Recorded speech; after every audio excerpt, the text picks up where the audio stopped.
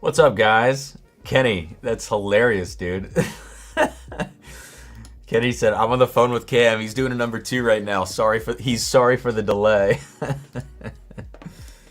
That's funny. All right, what's up, everybody? Welcome back. Wow, 71 people in here waiting. That's pretty crazy. Please hit that like button. Let's get a few more folks in here. We have a lot to cover tonight, guys. We have a lot of whiskey that I can't believe I paid for to taste this evening. Okay, so it's been crazy here on the channel recently. I know a lot of folks are going to come in here tonight because they probably saw the thumbnail, and you know, a lot of people that watch this are not going to be regulars on the channel, because I think whenever you see a big video like this or live stream, which is like the entire BTAC, or you know, let's say someone comes out and does like Michter's 20 and 25, a lot of people want to see that kind of stuff. So if you are new here, whether it's live or on the replay, appreciate you being here.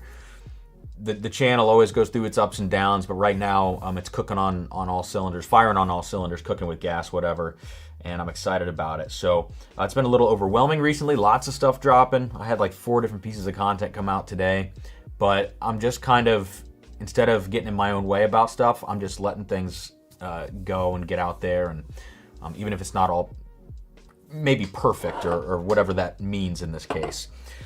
So here's the plan tonight. As we get some more folks in here, I'm going to start with a couple of, you know, different things. Before we get into the BTAC stuff, I want to warm my palate up.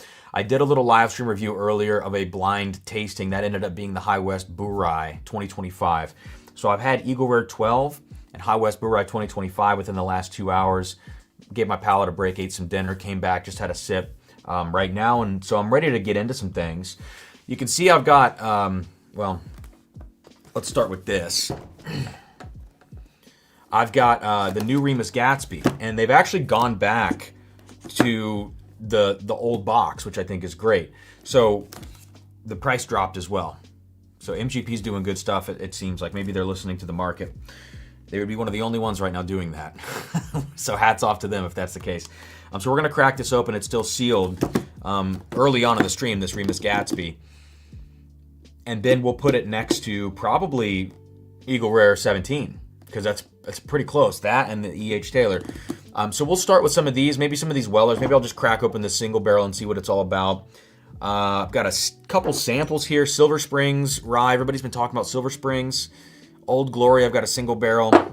I've tasted a few of those already, but we can warm up with that, warm up with the Gatsby, get into this, and then I need you guys' help as we get into the BTAC stuff. In the chat, I mean, we'll be talking, we'll be hanging out for the next 2 hours or whatever, but in the chat, as we go from bottle to bottle in the BTAC line, I need your suggestions for side-by-sides, because I think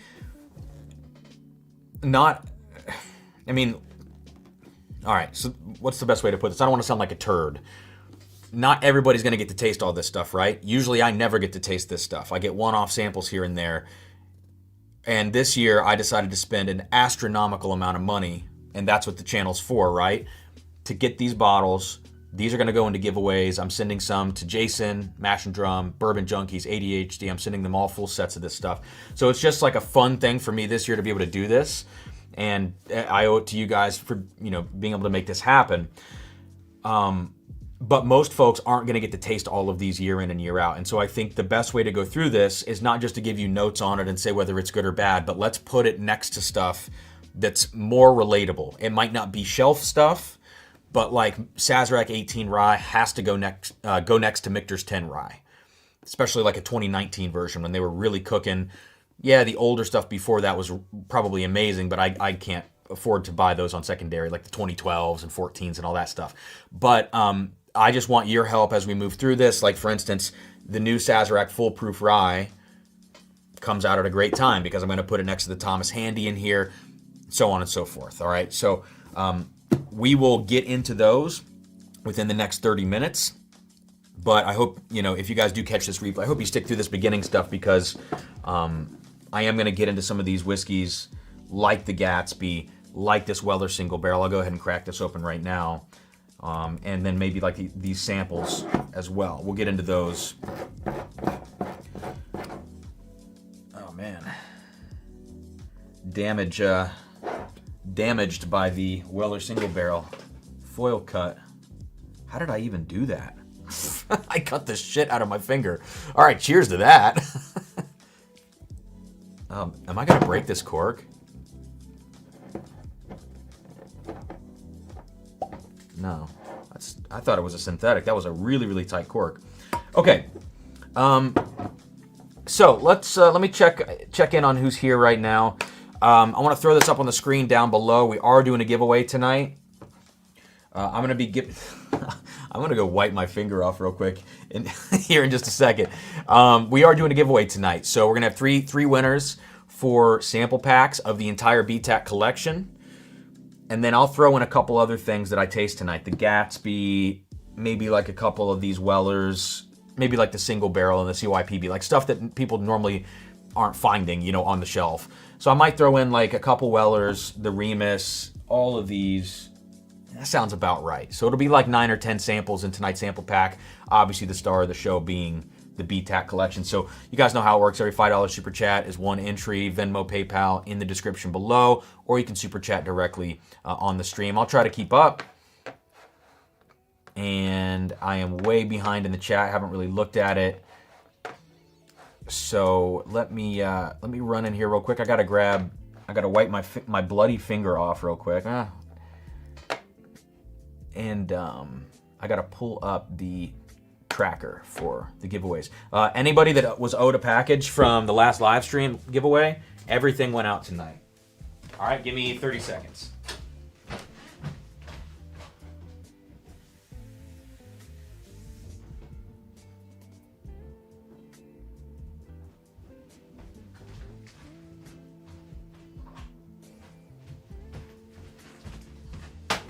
All right. I'm excited for tonight, guys. I have never, ever tasted full BTAC collection. I don't think I've done it in one sitting like this. I think the most I've probably had at a time would be like 2 or 3 of these. So what I'm going to do right now with this box cutter is just try not to cut my finger off. But I like to clean these. There's blood on the foil. That's hilarious. I like to clean these foils up a little bit. I don't like pouring over foil because I always feel like some of that's going to fall into the whiskey. So I like to clean that up a little bit.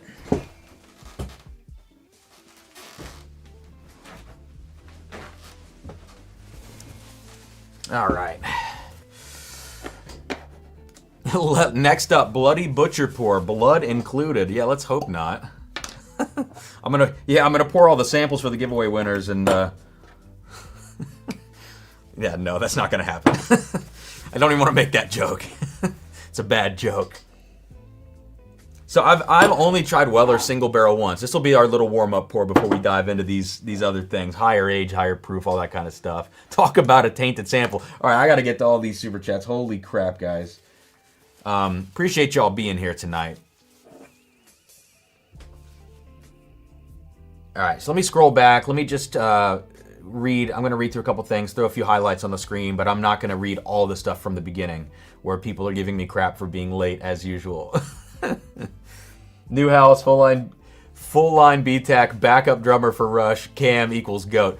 Not the Rush thing, and the BTAC set me back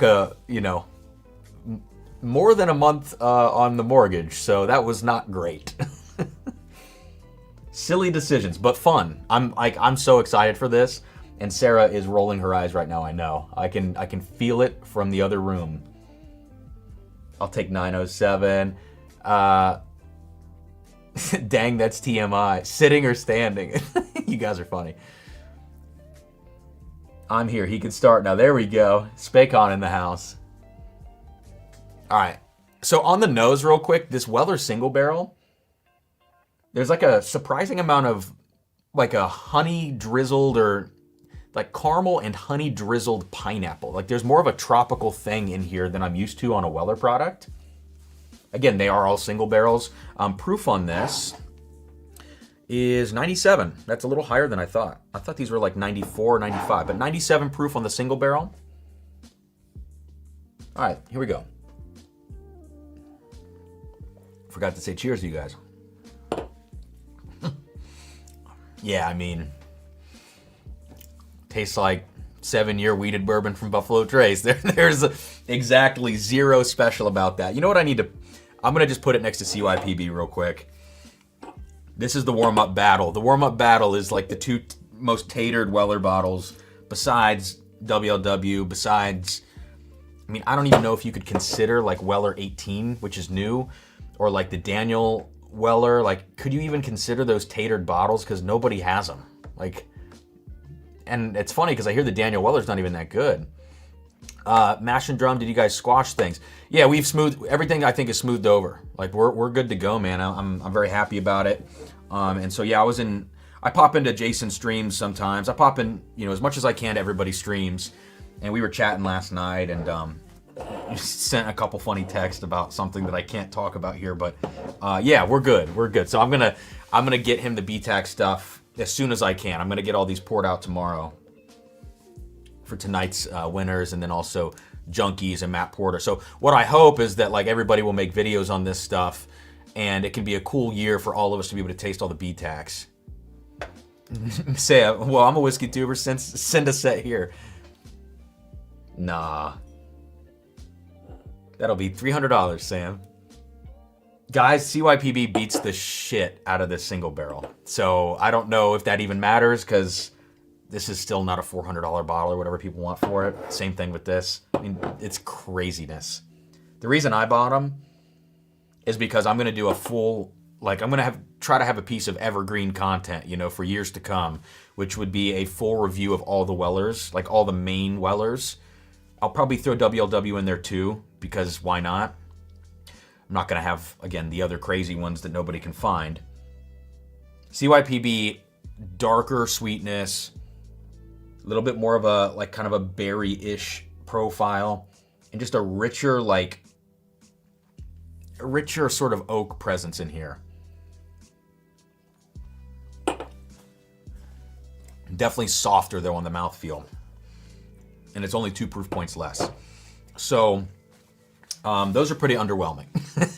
I'll throw those into the sample pack tonight, though. For someone else should taste those, you know, see what you think. They're not bad whiskeys, and if you find them at $50 or whatever they are, I mean, you have to buy them, right? But please God, don't do what I did and pay secondary for those. There is no need for any of that to happen. Cam, you ever thought about learning how to peel foil? Dude, the foil on these, because of the NFC tags, it just gets hung up. So you have to cut the foil on all this stuff. And then the Weller foils go all the way to the lip of the bottle. And I want to cut it below the lip so I don't pour over it. You fail on foil. I'm cutting my fingers off with foil. All right, so we'll start getting some super chats going here, guys. Has anybody picked this bottle up? We're going to dive into this. Has anybody picked this bottle up? 2025 Gatsby. I'm gonna put the box on the ground. I love the box. I'm so glad they brought this back. The other thing they've been using the last couple years was a piece of crap, and all it did was probably raise the price a few dollars for no added benefit. It looked terrible. I'm gonna cut myself on this too, huh? What are you guys sipping tonight? Hey-ho. I'll find that when I move in a week and a half. Okay, 195 people in here. That's crazy. So excited. I think it's going to be a great stream. This may have had a little leakage or something. No, I don't think so. I think it's just kind of funky up there from the plastic that was on it. Okay, so Gatsby this year, 15 years old, cask strength, still a low cask strength, 102.8 proof. Anything else on here notable? Nope, nothing else notable. I don't know what the mash is on the Gatsby this year. I think it's 21. but I'm probably wrong about that. Gatsby Reserve 2025 mash bill.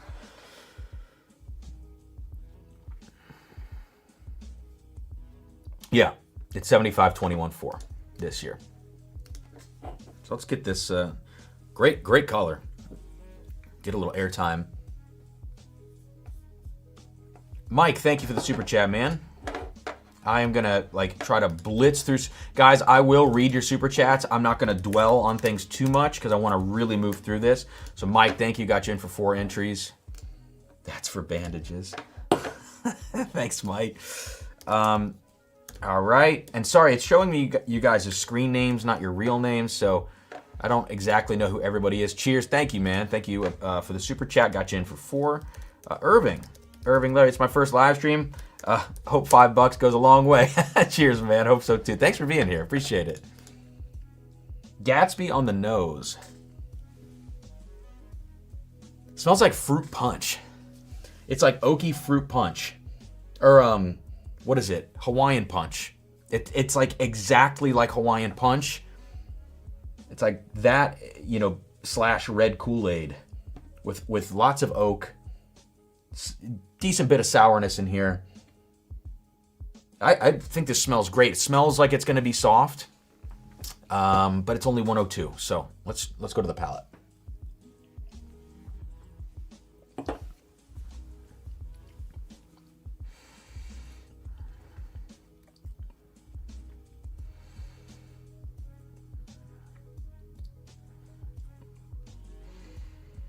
Okay. So I actually think I like this more than recent years for a very particular reason. And that reason is this is not too tannic in the finish. I think the last one, let me see if I have it up here. I know I've got, yeah. You're going to see me almost fall on all the bottles that are on the floor right now. Let's see. Yeah, 2024. We'll throw the 2024 in here. I felt that the 2024, while it had an amazing dark fruit profile that you can get from aged MGP, I felt like it had a lot of tannin, really sour, really dry, and it was. I think we'll find out in a second. I'll revisit it, but I think it was even throughout the palate, not just the finish. The 24 Gatsby was really sour, really dry. This one, this 25, it is a very soft whiskey. So yes, that sucks for people that want, really intense kind of experiences. But I think what they're doing now with Gatsby, the way it seems to me is that they're positioning this as being year in and year out a low cask strength thing. And so for us to think maybe one year they're going to throw us a 125 proof version, I think that's probably a pipe dream. I just think that at this point they're probably trying to set and maintain expectations, because the minute they throw a wrench into that is the minute that everybody, the year after they do it, when they go back down in proof, bitches and moans, and I would be in that I'd be in that chorus of voices.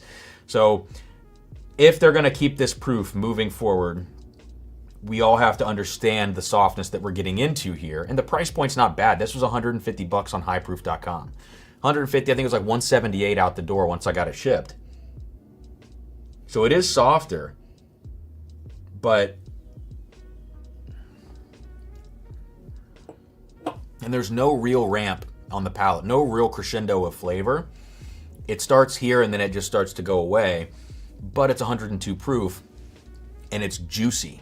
It's not tannic. So juicy and tannic are kind of opposites in my mind. And I would prefer a juicier profile. That way your palate doesn't dry out. So that said, it's a little bit of a shorter finish.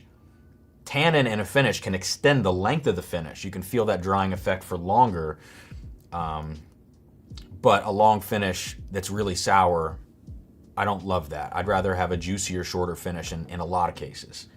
And that, you can clip that. I just realized what I said. Sam, get out of here, dude. Tom, thank you for the super chat. Talk about a tainted sample. I got you in, man, for 10. Appreciate it, Tom.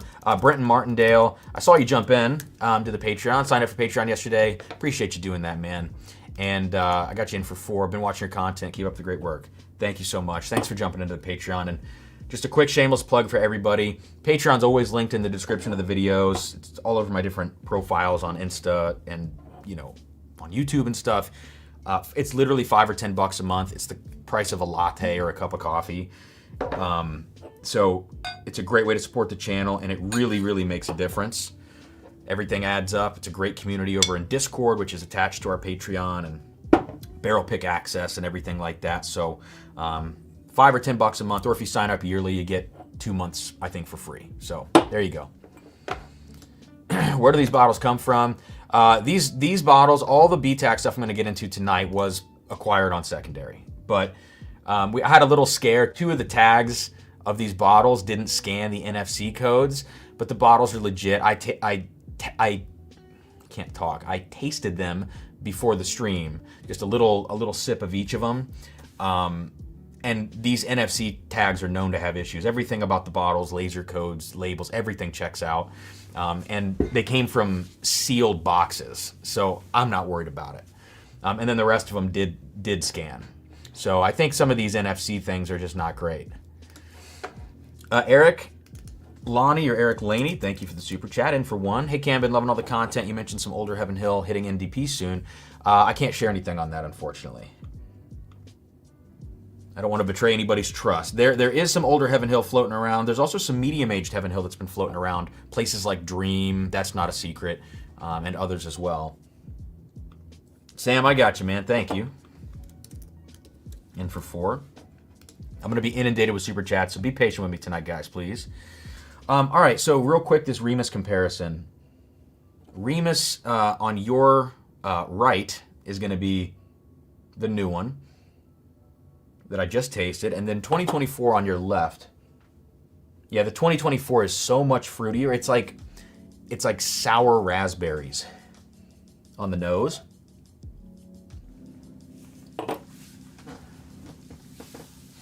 And so, it's really sour, really dry.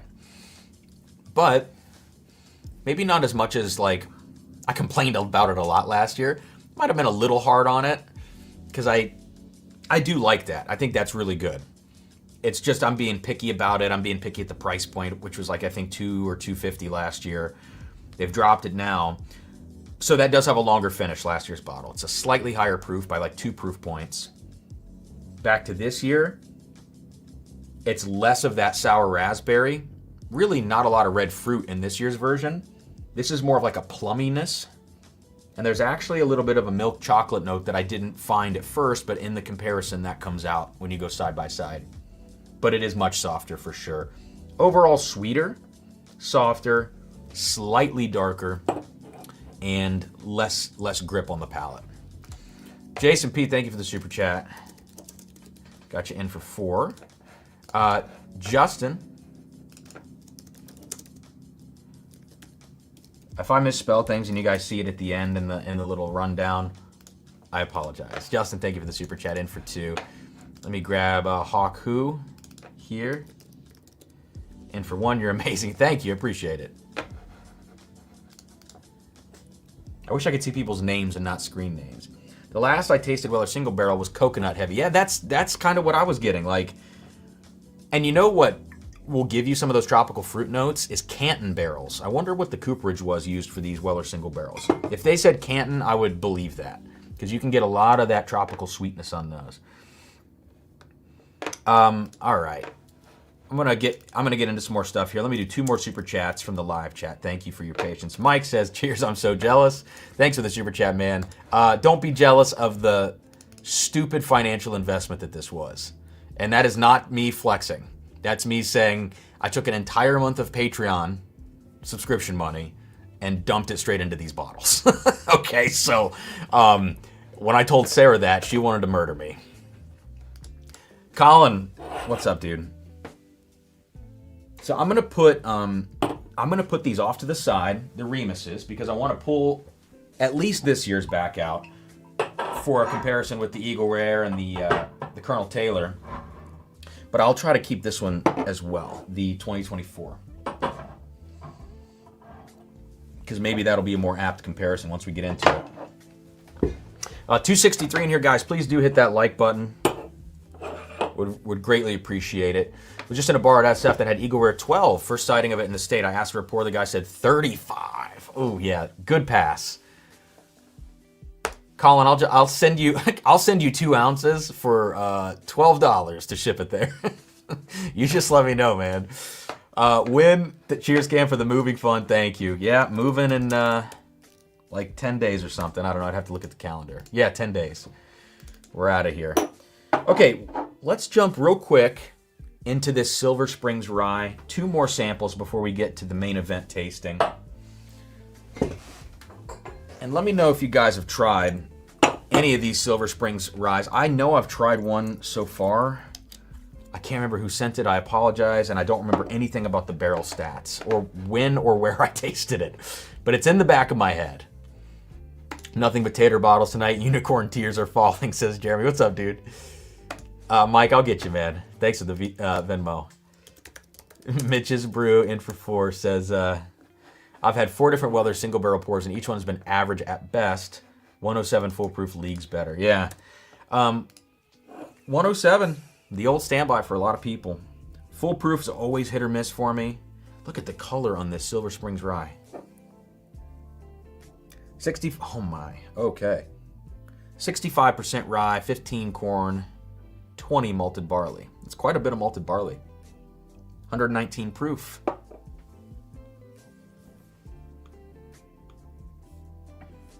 I would squash whatever beef I had with Cam too if he was sending me a BTAC samples. Oh, come on. Cheers, says Swagstar. Thank you.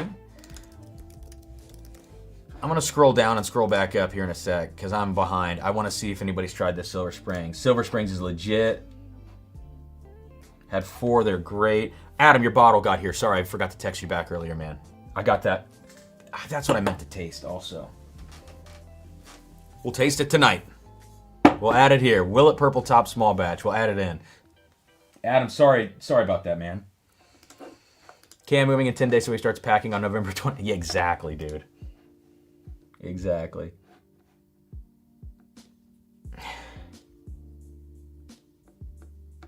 Party Source barrel of Silver Springs was great. Still have some left and really enjoying it. So this, and it's New Riff distilled. I did know that. So there's 2 notes in here primarily for this Silver Springs. Kind of funny that I brought this up at the same time as I'm going to say this, but tons and tons of cinnamon in here and tons of root beer. So this has that kind of root beer cola effect, but there's also a lot of like almost, I don't know if this makes sense on the nose, like gritty barrel impact. That's maybe the best way I can say it. Gritty oak, but it's like heavy root beer, heavy cinnamon. It's not complex, but it smells good. 119, so kind of like adjusting my brain. Go to the palate now. Preparing myself for 119. What's the expectation on 119? Little ramp up, but nothing crazy, you know? A lot of vanilla on the palate that I would have never found on the nose. So that has that root beer float feel to it now when you add that vanilla. And it's kind of interesting. You guys know when you eat whipped cream? If you take a scoop of whipped cream off of a dessert, when you first like taste it and it kind of like melts in your mouth a little bit, there's like a little bit of presence there from the sugar and the sweetness, and then very quickly it evaporates and it's gone. The finish on this has that evaporating vanilla effect. Like you ate a spoonful of whipped cream, and then for a second it's like got all this vanilla and sugary sweetness, and then it just kind of goes away. That's what the finish does with the sweet note.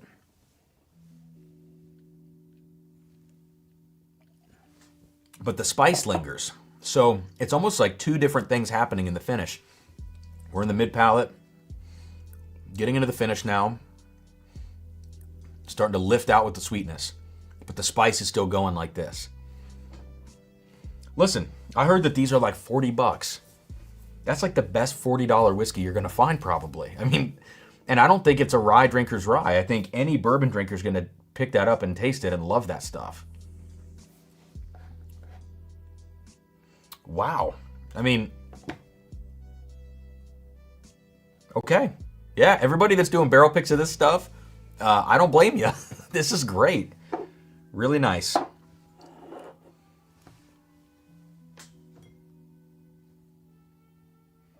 Okay. Let's dive in. Let's do this real quick. Let's do this Willett small batch. Little first impression here. So I'll throw this in the sample pack too. So the Willett small batch will go into the sample packs. I'm going to put a review video out for this one, but do just a first sip right now. Brett, you would love this stuff, dude. It's not like refined, like the root beer note. And that's kind of what I was saying. It's like on the nose, you get like this unrefined, like gritty oak with the root beer. So it's not as like a lot of those 12-year MGP ryes at the high proofs will have. I feel like they have root beer, but they're so integrated and like complex in the profiles. This is like not totally integrated. It like stands out, you know, but I mean, shit, you could crush this stuff. What's up, Toshi? Good to see you, dude.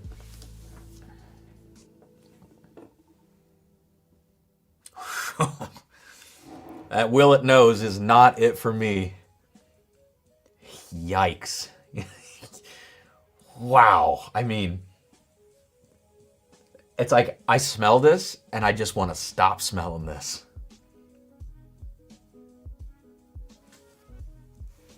You go back to the Silver Springs and it's like the heavens open up. Oh, so nice. Terrible. This Willett is not good on the nose. It's like cornmeal. It's like super corny. And I know it's only 4 years old. I get it. But this is like a $60 bottle. And it's riding on the marketing. Or not really marketing, but branding. It's riding on the brand, riding on the packaging. The fact that it's a purple top. But it's 4 years old. So low expectations for 4 years old, but also lower expectations for the price point if it's 4 years old. So it's just aggressively like extremely grainy corn and cinnamon, and that's it on the nose. With this like just rough sourness. Like I feel like I can smell the fermentation on the nose. Like it's that young. If you ever walk through a distillery and you have the open top fermenters and you can walk over and, you know, dip your finger in, this has like fermented grain smell. I don't want to drink it.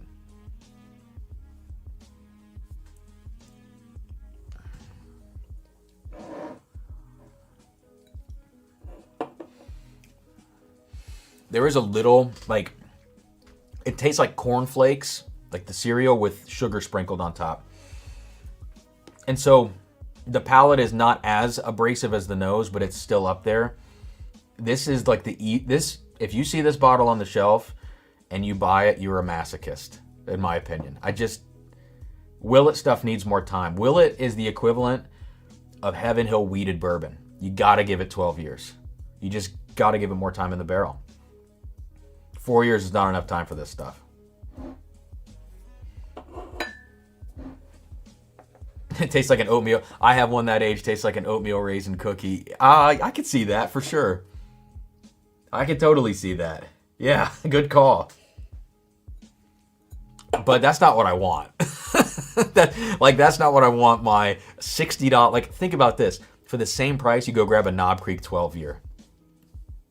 And I know some people think that's Knob 12 is totally overhyped, and some people think it's even still underappreciated. I'm pretty firmly in the camp that it's still underappreciated, and this should sit on shelves because this didn't help anybody. Just go buy Noah's Mill or something, which is also not that great. Yeah, it's a 4-year purple top small batch. It's a new product. It's a blend of 2 mash bills, I believe. Toshi, I love you, dude, but this is a crazy comment. Just as I read it, you know, prices are dropping on Willett age stuff. I got a 12-year for $500 recently. Like, Toshi, I know you spend a lot on whiskey, and I do too. But I hate to read that comment. If you said like $150, I'd be like, okay, sweet. Knob 12 makes me love Beam, 100%, 100%. Let me go back and catch a couple of these super chats that I missed. I'm going to have some real catching up to do tonight.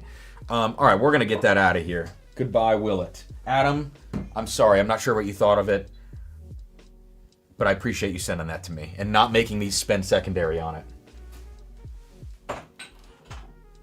Because if I would have spent secondary on that, I would have been more upset about that money going out the door than the BTAC money. And we haven't even tasted this stuff yet. Oh, someone's drinking Jack 12, batch 3. That is a freaking amazing batch. All right, what are we doing next? We got one more, which is the Old Glory. And as I go back to the Silver Springs, I really dig it.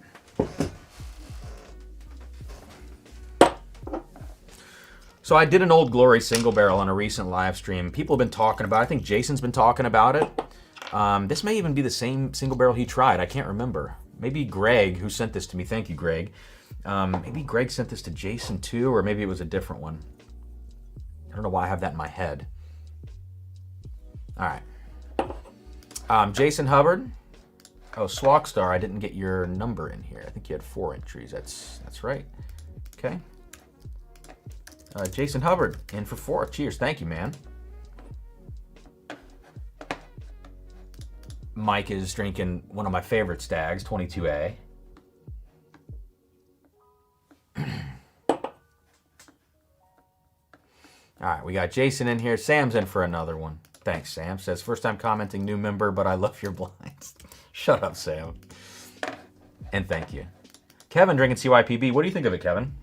I know that's a 20-minute ago comment, but I'm gonna read what Mike said. That's hilarious. Clint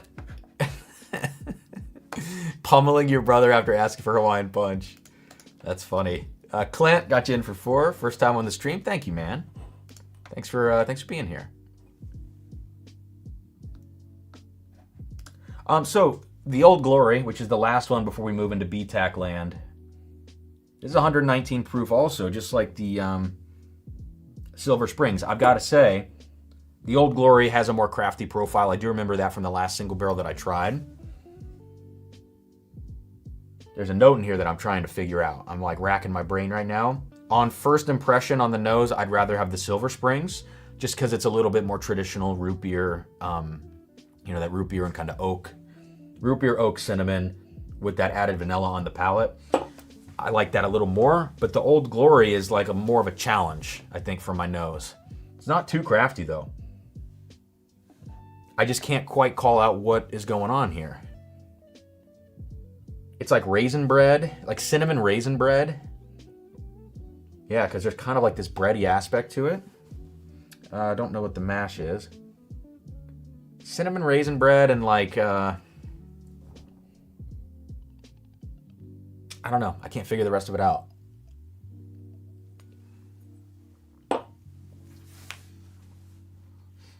Hell of a palate though. Good God. That whiskey drinks incredibly. For a craft, it's big chocolate in the finish. A little coffee in the finish, but it's not like overbearing like a lot of craft places can get. And some citrus popping through here at the end. So almost like a lemon, almost like a little bit of a lemon drop note that's kind of weaving in with this chocolate finish. That's pretty good. You gotta be okay with a little craftiness.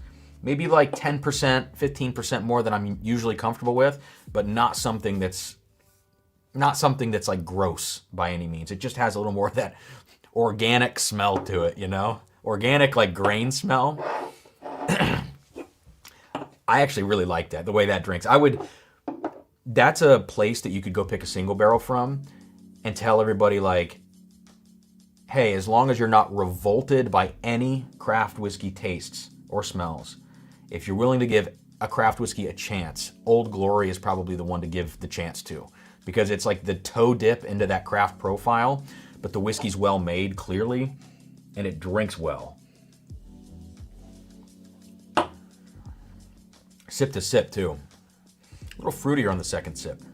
So, all right, for the love of bourbon is in for 2. Got you in. Thank you. I'm going to keep scrolling. Chris, my Columbus brethren, in for 4. Better chance here than the OHL. Yeah, man, the lottery results come out tomorrow. If I get like a Eagle Rare 17, God forbid, that will never happen. I would be so upset then that I paid for this one on secondary. Stone Cold Steve, what's up, man? In for 1. Doesn't Adam own a store? He should have sent you BTAC. No comment. No comment, Adam. Kyle Reed in for 10. All right, let's get one of these poured out. We're going to start with the lowest proof. So we're going to go straight to Sazerac 18 to kick this off, which means the best comparison, in my opinion, I'll see what you guys say when I scroll back down. I feel like the best comparison here is like an older Michter's 10 Rye, unless you guys have a different idea.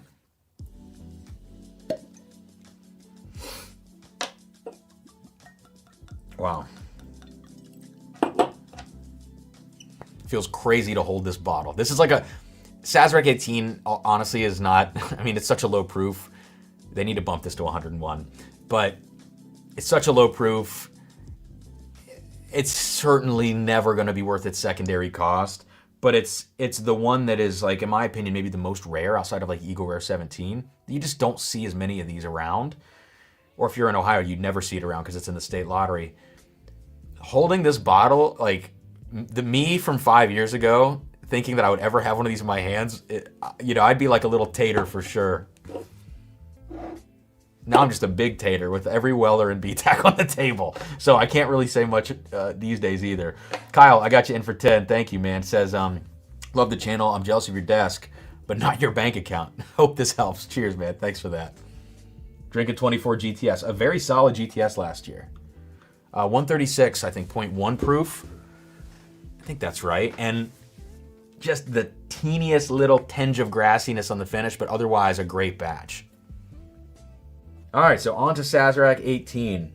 You know what I did? I downloaded the sheets because they have these on their website, and they don't have all of them.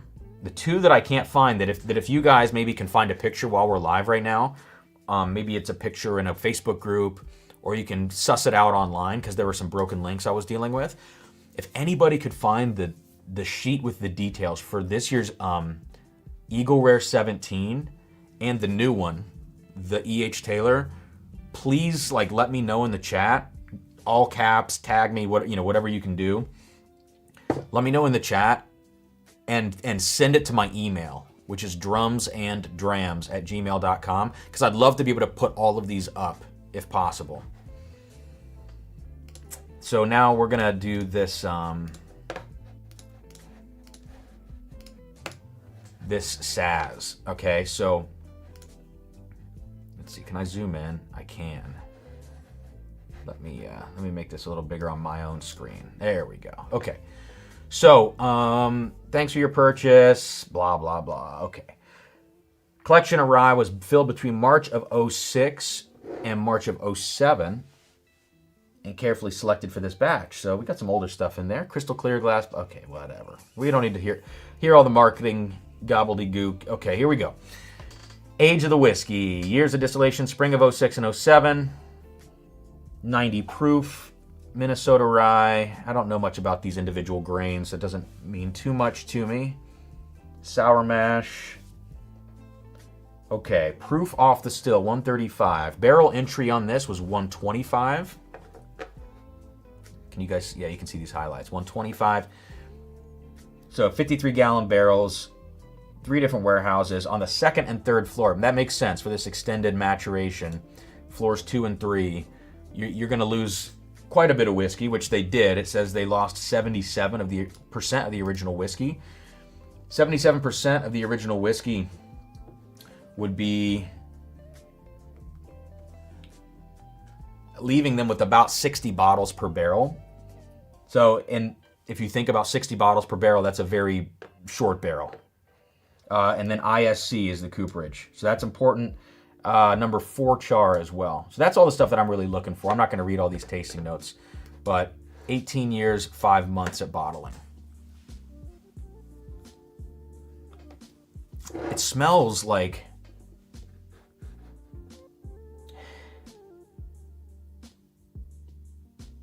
It smells like there are like 3 layers for me on the Saz 18. One is like chai, and I think that's maybe the most prominent thing that I'm getting in here is like it's like a chai latte with a little bit of chocolate, like cocoa powder sprinkled in or something. I like that note a lot. I mean, listen, this smells soft. It's 90 proof, but it's got really nice concentration on the nose for 90 proof. So I get chai, and then similar to the Weller single barrel from a little bit earlier, kind of like a slightly tropical thing in here. But the tropical note is kind of fleeting. It's there and it's gone.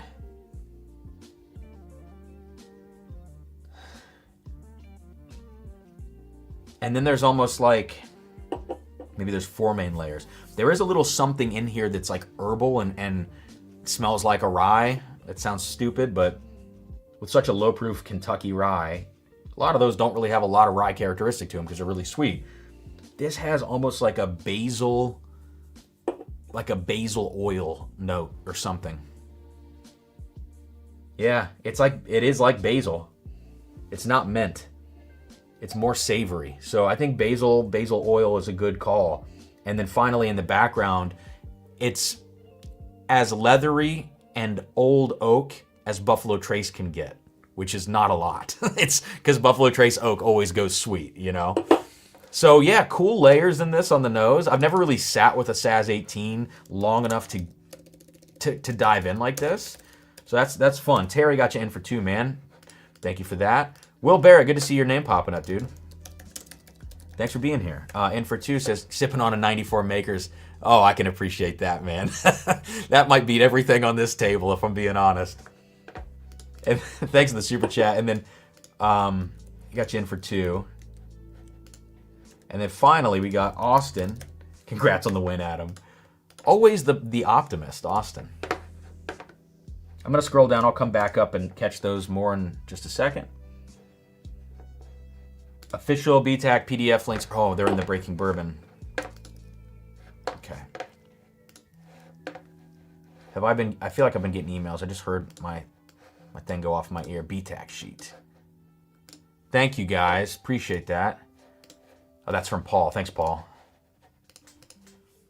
Yeah, the links were broken. Some of the links were broken. Oh, Breaking Bourbon's great for this. All right, let's taste this Sazerac.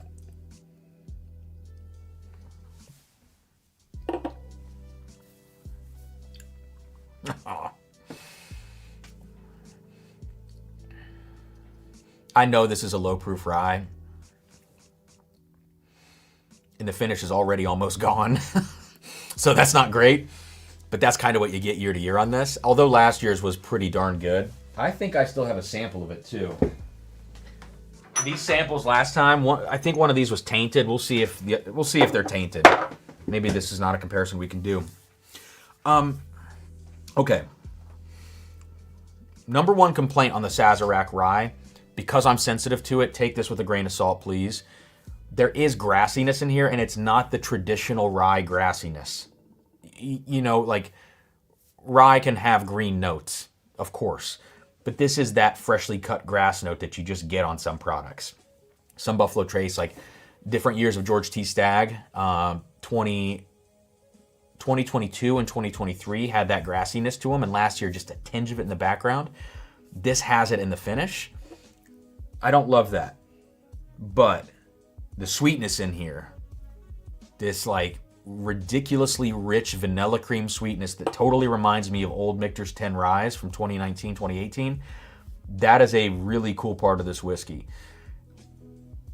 This is not a whiskey, even if you're, you know, some sort of like connoisseur or whatever you want to say, you know, even if you're a person that is a total geek, unless your pockets are insanely deep, I'm not buying this bottle for secondary. You know, and I'm not somebody that's against buying all things on secondary. I think sometimes there are consumables that are worth having that experience. You're trading your money for not just something to drink, but if you see it as an experience that you can have, and you're trading your money for that, whether it's a solo experience or experience with your friends that you're going to share with, sometimes that exchange is warranted, and it just depends on your financial situation and your values. I don't see for many people this bottle being worth even trading for an experience, you know, because it just doesn't quite deliver enough. And I think most of it, honestly, is the proof. If they up this to 101, I think there's a different case to be made. Still maybe not $1,100 or $1,000, but, you know, it might deliver a little bit more flavor.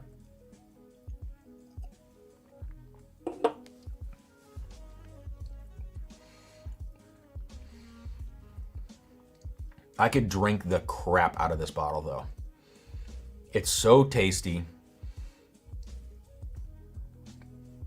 But that grassiness in the finish is the only thing that bothers me. But I think when like if you like rye whiskey and you drink this and you expect some green herbal rye notes, that grassiness is probably not going to bother you. I'm just really sensitive to that from these Buffalo Trace, older Buffalo Trace products, because I think that note stands out a little bit. And I just don't like the freshly cut grass thing. But I feel like last year, so let me pour last year's. Yeah, I've got one more here. Let me see if this sample is tainted. Because the WLW sample from the same person, same bottles from last year is tainted. Doesn't smell tainted, but let me taste it.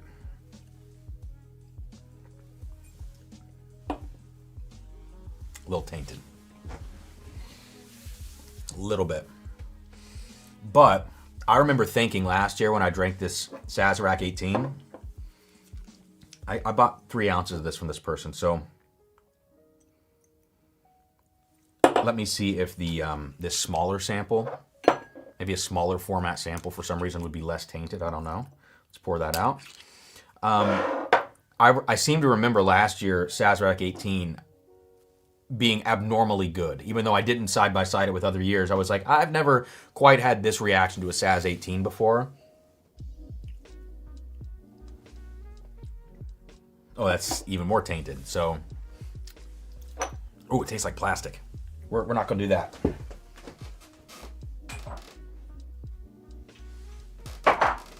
Okay, those samples are going to have to go bye-bye. Oh, Breaking Bourbon ER17 link is broken too, but that's okay because they at least have all the info linked or copied onto that page. Yeah, let me, I gotta export this as a PDF. Just throw it here. Okay. So, let's do the comparison to the Michter's 10 Rye from 2019. And I'm gonna oh, Jesus. that was the dog tags on a bottle of Heroes Jack Daniel's Rye, so I didn't break anything. Okay, let's see. Yeah, so this is my all-time favorite barrel. I've never been able to find another one from this barrel. I think it's this one. 19F951. For some reason, all the 19F barrels that I've tasted in 2019 have always blinded better than my 18s, my 20s, 21s, 23s, 24s, 25s.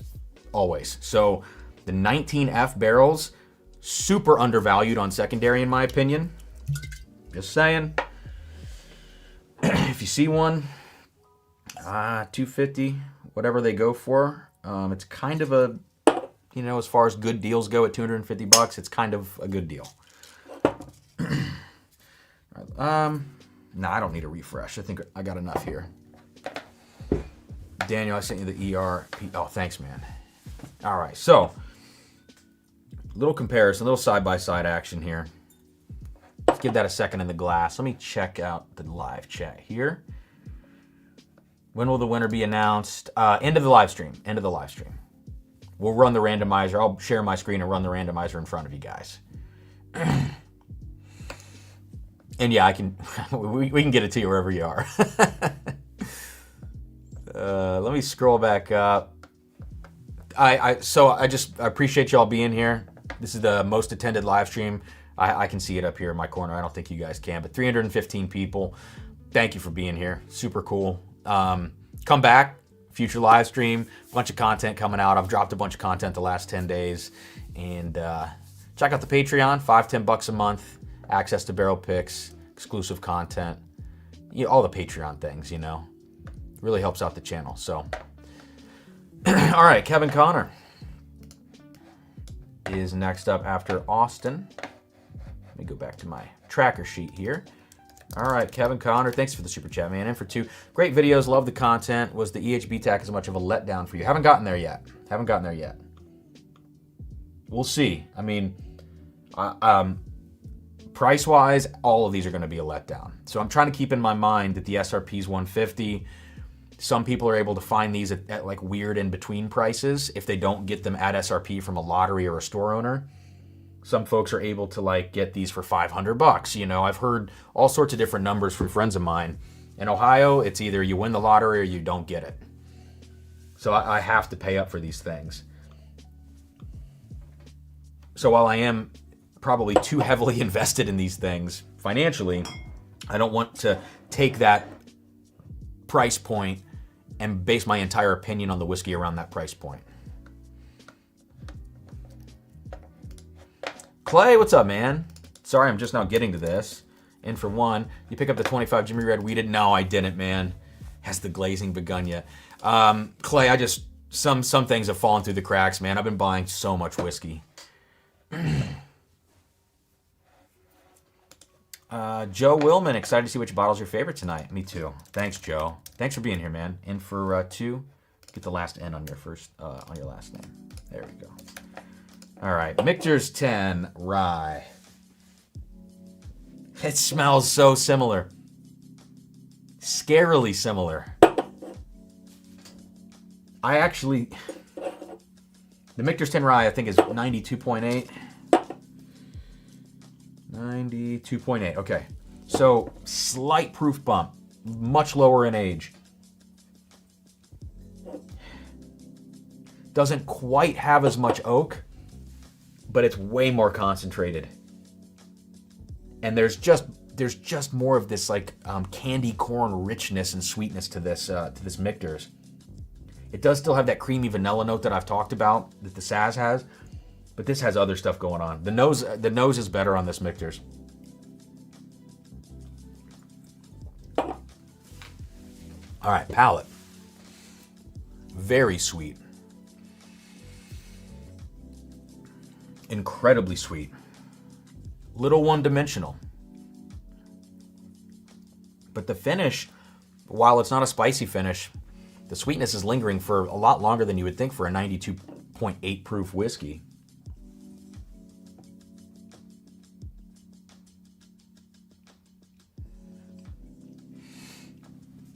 Back to Saz, which now on the nose, before I take that sip, now you can smell a little bit more of that grassiness here. That basil and that grassiness. Yeah, listen. Actually, if you want more rye influence than what you get on a Michter's 10, you'll like the Saz, but you're sacrificing mouthfeel, you're sacrificing concentration. This Michter's 10, this is way better than current day Michter's 10. The 19s, 18s, 20s, even some of the 21s, much better than current day Michter's 10. If you guys have the choice, if you're looking around on secondary, you walk into a store that has a glass case and you see these 19s, buy all day. It beats this Saz. So Saz for me, officially like, damn it, I paid a lot of money for this. That's the feeling on this one. But not a bad whiskey, just kind of what you expect. 90 proof old ass rye from Buffalo Trace. How we doing? Let me grab like 2 more super chats before I scroll down. Whoever was asking earlier about Beacon and spending the money on Beacon, it was a good investment. It was a good investment. All right, Paul, get you in here. Appreciate it. And for 4 says, love that you're doing this. Hate each one you're saying is excellent, causing FOMO. We'll see what we end up with at the end. I'm having the last drink for the night. 119 proof, handpicked Yellowstone. What do you think of it? Oh, I find very underrated. Nice. Okay. I haven't tried a lot of Yellowstone recently. I kind of fell away from them. I felt like some of the picks, I guess it was 4 or 5 years ago, were really young, and if they've let that stuff age up at all, I'd be interested to see what it tastes like, you know. Old Glory mash bill, just to revisit this real quick from 20 minutes ago. 73.19.8. Okay. All right. Making Sarah $50 less mad. Thanks, Mike. I'm going to put you in as Mr. Conklin. In for 10. Gotcha. Any age Sagamore for the Saz or Handy? I do have the new Sagamore 10. I could probably put that next to the Thomas Handy, if that's something that seems right. I do have the potato costume in the closet right there, Joe. I could put it on. Maybe by the end of the night, if I get saturated enough, I can throw the potato costume on before the stream ends. I was able to try Saz 18. Where are we going next? I think we're going to E.H. Taylor land. This one, I can't wait. This is the brand new. Yeah, let's put this behind me. It is E.H. Taylor time. Say what you want about the yellow. I'm looking back at the E.H. Taylor tubes up there. Yes, the yellow is extremely bright. I think it totally works. All these other colors are like fairly muted. They're kind of like regal type colors, you know. They're a little darker, a little deeper colors. I like that this is bright yellow. Sue me, I don't know.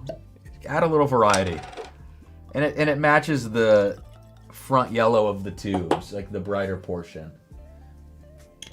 I got no issues. I actually have a lot of issues, but I was able to try Saz 18 at Buffalo Trace. It was my least favorite. The new Saz 125 killed it. Well, we'll taste that foolproof next to the Thomas Handy. Deadhead 97.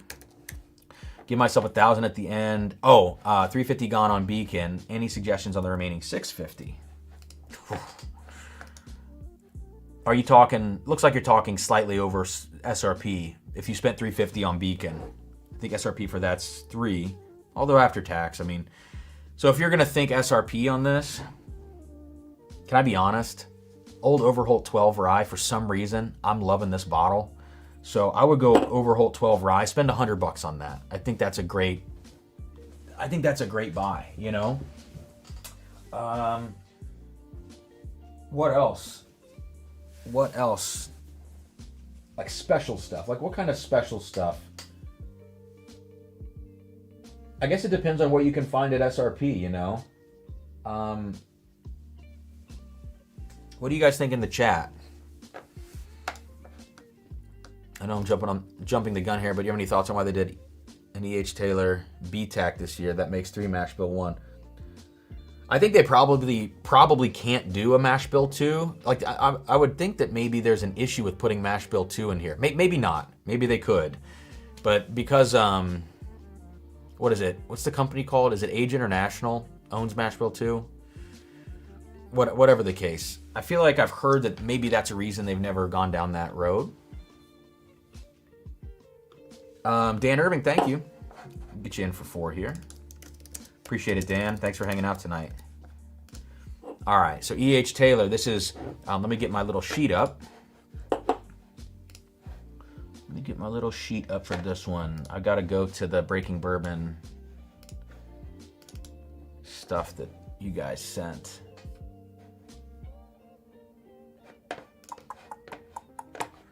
Sorry. I am ill prepared for this right here. Where is EH? It's at the top. Okay. View the official PDF. Let me save it here and share it to you guys. Okay.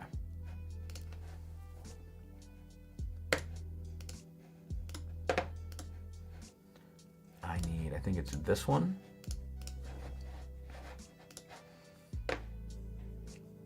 Is this the EH? Yes. All right. So let's see if there's anything interesting in this top portion here. Thanks for your purchase. Holding a bottle from the inaugural release. First new addition to the collection in nearly 20 years. We talk about Bottled and Bond Act 1897. We get it, we get it. Fact sheet. Okay, let's go down here. Let's check this out. So 100 proof. I think this is probably, yeah, 125 barrel entry. So this is going to be, I'll start to highlight a few things here, guys. Oh, I can't highlight this one. Oh, why can't I highlight this? Oh, because I shared the wrong screen. Hang on. I need to share it from, yeah, I need to share it from.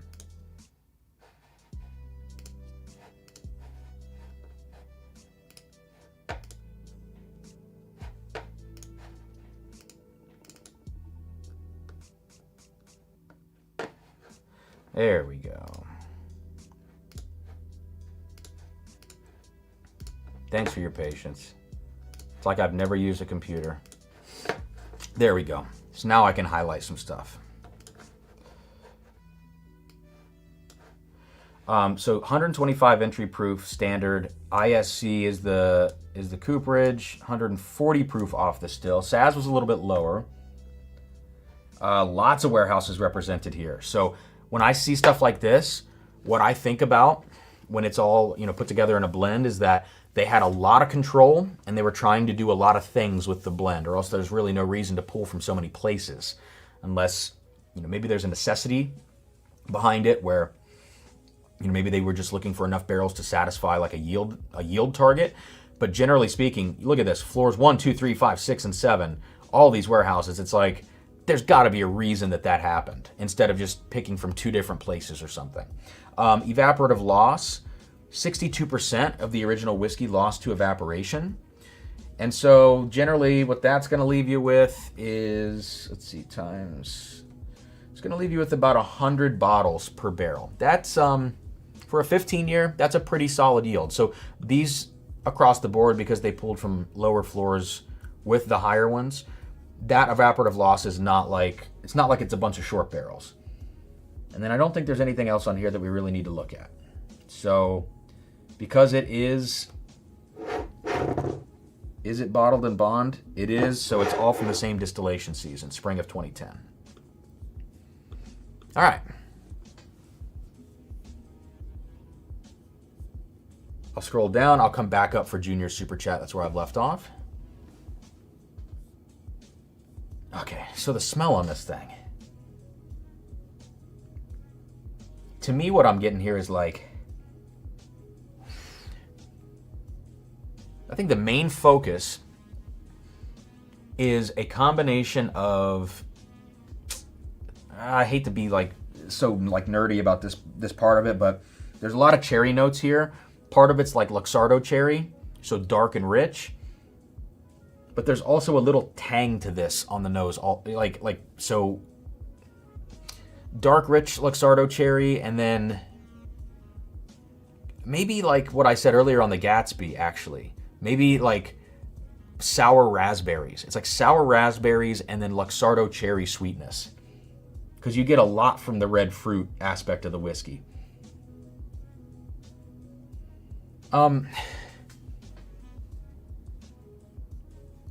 The other thing I would say is maybe like cinnamon toast with, if you imagined cinnamon toast with caramel drizzle.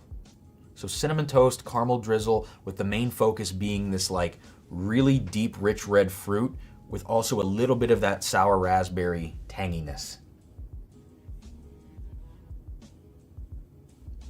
Listen, balance on here, great. It's 100 proof. I'm going to be curious to see how it drinks, if it's soft or if it has a lot of presence. So let's check it out.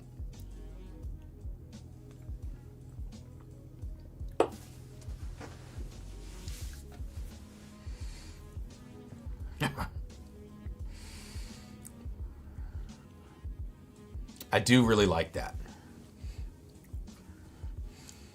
It is really balanced. So what I think might be the case is that when you pull from lower floors, sometimes lower floors will have, you know, they'll have lower cast strengths. And then with that, sometimes you can get whiskeys that feel thin, just kind of overall. But there are actually a lot of low cask strength whiskeys that spend time on lower floors that can develop like a really nice presence even at lower proofs, because you don't need to dilute it with water. So when you throw that in a blend here, a blend whose target proof is 100 to be bottled in bond, if you add too much water to a high proof whiskey, especially too fast, you can completely destroy it. Like the whiskey will fall apart. But if you're kind of like proofing down that high proof whiskey with lower proof whiskey that might be full bodied with a lower cask strength, you can actually maintain some of the presence of the blend overall. I think that's kind of what's going on here, because I feel like I get a really balanced sip through the whole thing. There's no like real big peaks or valleys. It just kind of goes.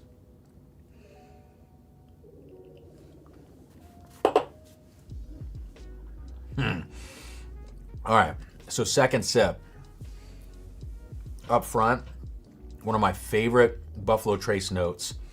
There's a particular kind of leather profile. I've talked about this for like years now, about George T. Stagg. Old Buffalo Trace products start to get into this leather characteristic. OFC has a lot of this. If anybody's ever tried any OFC, like way overpaid at a bar for an ounce, which is probably how most of us get to try that stuff. If you've ever tried OFC or like George T. Stagg, there's a certain leather that Buffalo Trace gets. It's not like Knob Creek or, Jim Beam or Heaven Hill leather, which is real funky. It's a different thing entirely. This has a ton of that on the front of the palate on the second sip. It shows great age.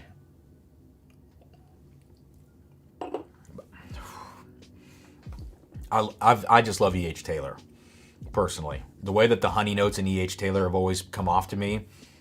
So I think I do want to compare this, actually. I want to just put it next to a straight up E.H. Taylor single barrel and see what it's all about, something that I'm familiar with. So I'm going to grab that. I'm not going to do the Junkies barrel pick because that one was a little off profile. I want to just do a straight up E.H. Taylor single barrel.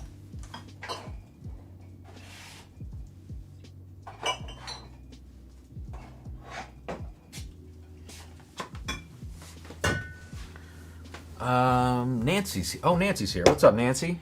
Nancy, I'm having a heck of a time keeping up with super chats and live chat, but I've got to make sure I get all the super chats in tonight from PayPal, Venmo. Noah just dropped a fat one. Thank you, Noah. I promise I'm going to get to these guys. Okay. Let me pour out E.H. Taylor single barrel. This one is from, let's see, 2020.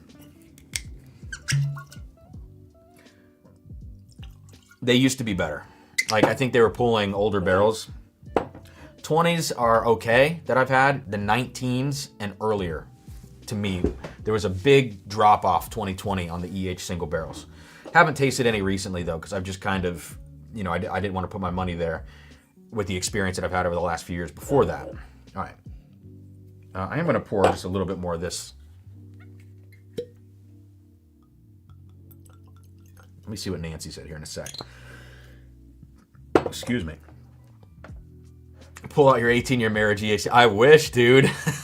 That was always a dream bottle of mine, the 18-year marriage. Never had the chance to try that.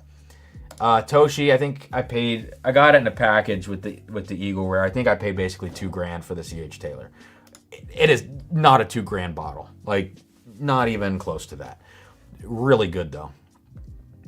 Nancy says, "Hey Cam, I guess that they found that they really needed to create balance and harmony in the blend. I found it interesting that they didn't pull from floor 4, which would be the middle cut area." But that's pretty much the only one they didn't pull from. You're right, Nancy. It's like, yeah, maybe floor 4 just wasn't it. Maybe it was just that floor 4 didn't have the age they needed, because I think this is all 15 years old. So maybe it was just an inventory thing, but who knows? I don't know how it works in those huge rick houses. I always say toasted bread. So it's not confused with toasted barrel when I say toast. I made that raspberry note comment before you mentioned... Oh, really? Sorry, I have not kept up with the chat. is a 25 King review coming soon. I do have a sample of one, and I'm going to do a video, but it's not going to be like an official review because they're all single barrels and they have a lot of variation. It's going to be more of like, let's check in on King of Kentucky this year. And is this random sample I bought, not knowing anything about any specific barrels, does it still live up to like what I associate with the quality of King of Kentucky? That's going to be like the premise of the video. Damn, bro, going live with the whole BTAC must be nice. Not nice for the wallet, let me tell you that. And then Nancy said one other thing. Bourbon from lower floors will often have lower cask strengths, but they're also rounder. Yeah. And that's the thing, Nancy. I think if it's just like blending with Petit O, I would imagine, right? Like if you're going to proof down with, not with water, but with lower proof whiskey or with fortified water, I think you're probably going to get a richer profile. Which, speaking of Petit O, I'm excited for Tanager Part 2. Looks like Ohio's getting it this year.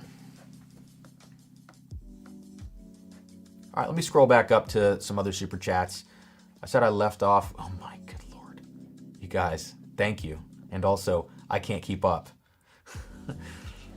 Junior, what did Junior say?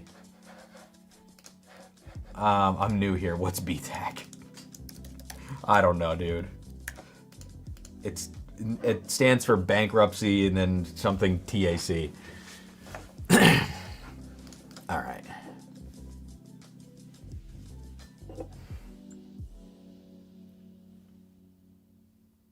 Didn't really see this coming. So on your right, BTAC EH. On your left, a random 2020 single barrel.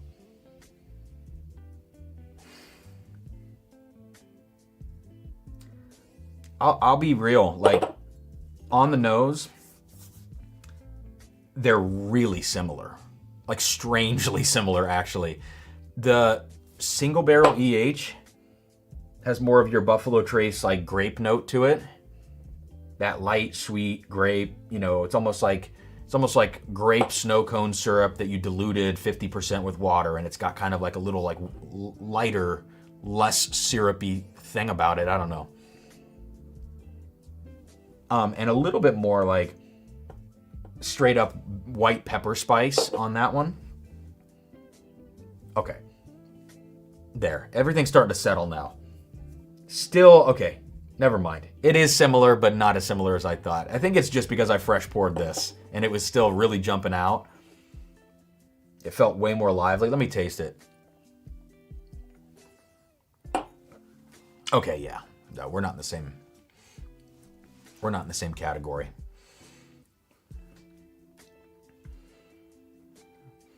Still freaking good. I love E.H. Taylor. I don't know. There's something about it. The tater tubes, whatever it is, I've always liked E.H. Taylor. Okay, so let me go back now to the BTAC version.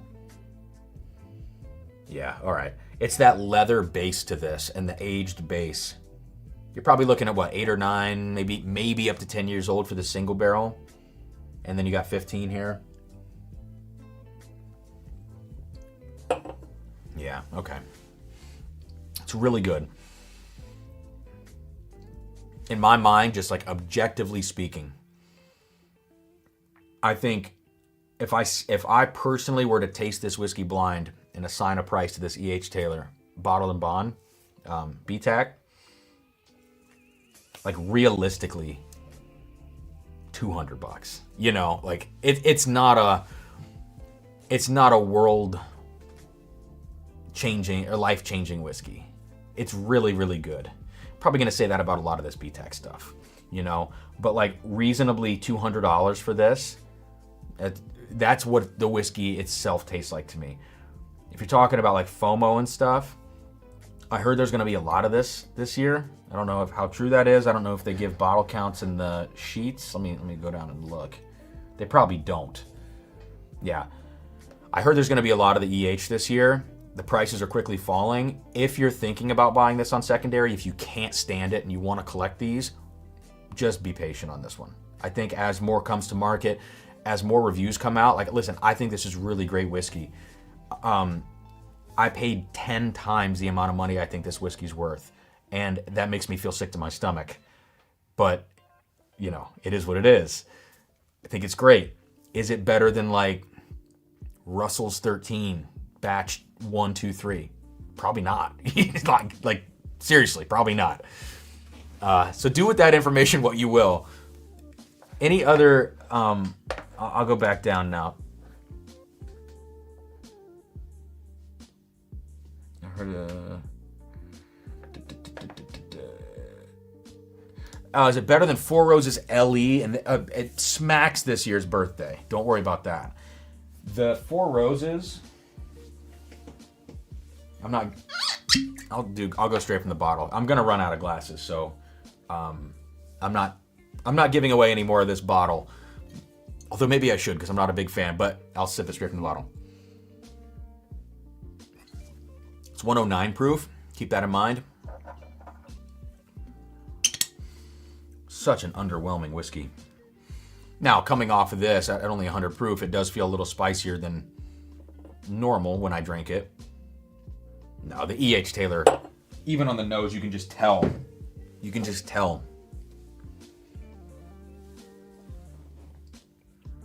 Yeah, I'm taking E.H. over that. Just learned about soft proofing. Any whiskey you pull to sample, you add back, thus proofing down slowly, and the water gets to interact with oak, and thus the whiskey gets proofed down and not diluted.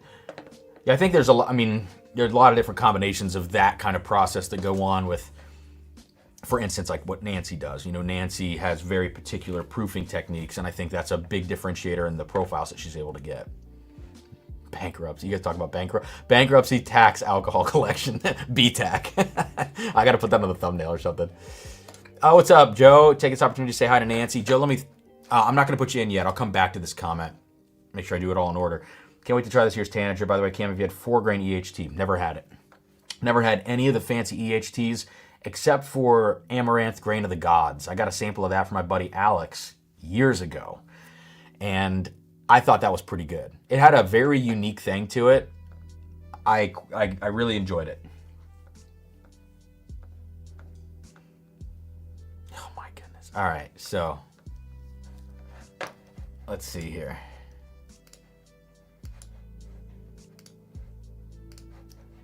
I gotta pull my are we done with E.H. Taylor? You guys have any other comparisons you want for E.H. Taylor, or can we move on? How deep are we into this stream? An hour 20. Man, I'm sorry.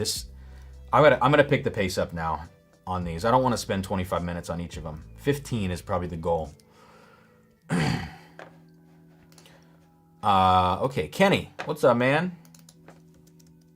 I'm just gonna put TMU in for 4. Thanks, Kenny. I'll take my sample kit Monday, please. Kenny, dude, I'm giving away so much of this stuff. All right, we'll figure it out, dude. But if I give you the sample kit, Kenny, I got to give you enough for everybody, right? And then I'm screwed. Okay, I'm going to keep scrolling. What's the difference between EHT and ER? I don't know. It could be char levels. I'll actually look. It could be a lot of things. Certainly the age is different. Okay. Jeb, what are you saying here? Jeb, cheers to the... Okay. We're going... Get out of here, Jeb.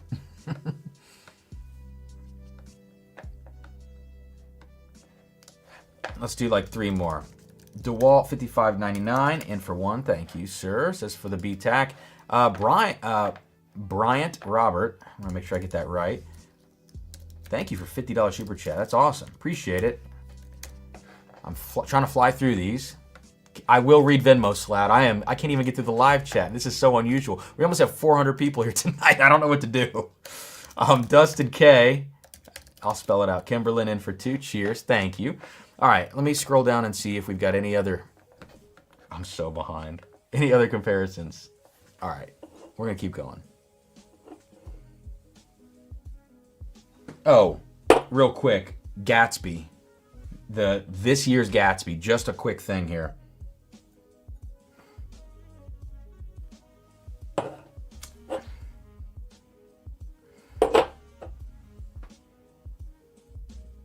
The Gatsby... I'd probably like the nose better on the Gatsby.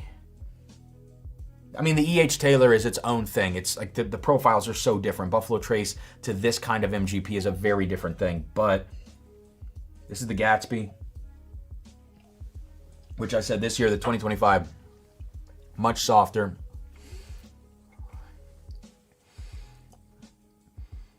Okay.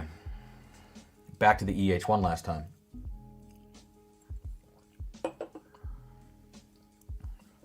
Gatsby's darker.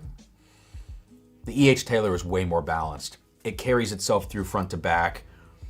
It's got a longer finish. But if you just want darker flavors and more oak overall, then you'll like the Gatsby. But the fact is, that $150 Gatsby is in the same conversation as this, even though they're very different profiles.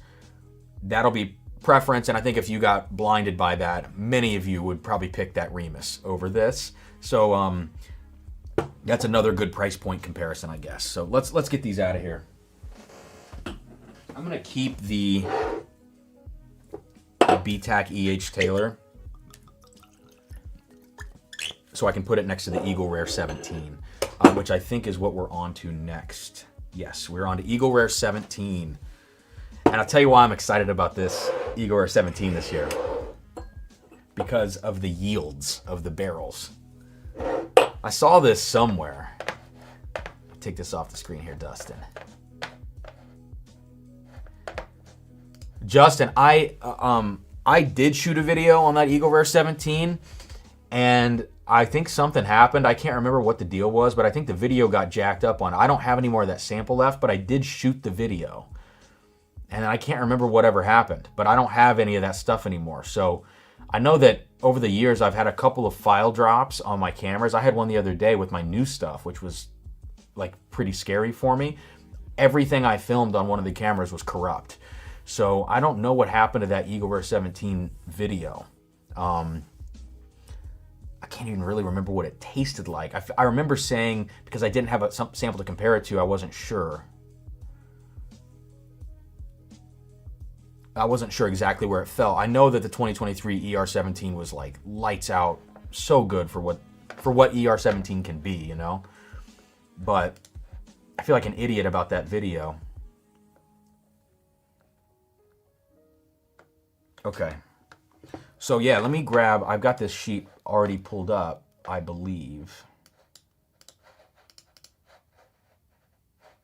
No, I need to take that away. Stop screen share. Get that out of here. Let me pull up Eagle Rare. There it is. All right, there we go. Get this poured out.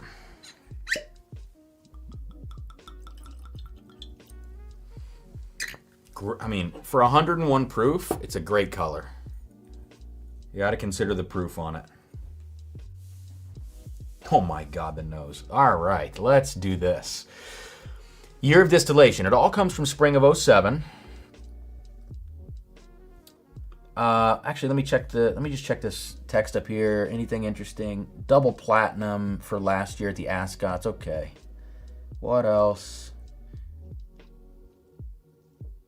Nope, no crazy info there. All right, so 101 proof. It is proof off the still 140. It is 125 barrel entry. It's number 4 char, and it is ISC. Now, I think that is perhaps the same stuff. That's the exact same stats. Cooperage, char level, entry proof, off the still proof, all the same stats as the Eagle Rare. And then as far as warehouses, many fewer warehouses represented on the Eagle Rare. L, Q, K, and P. We had K, P, and U also for the EH Taylor.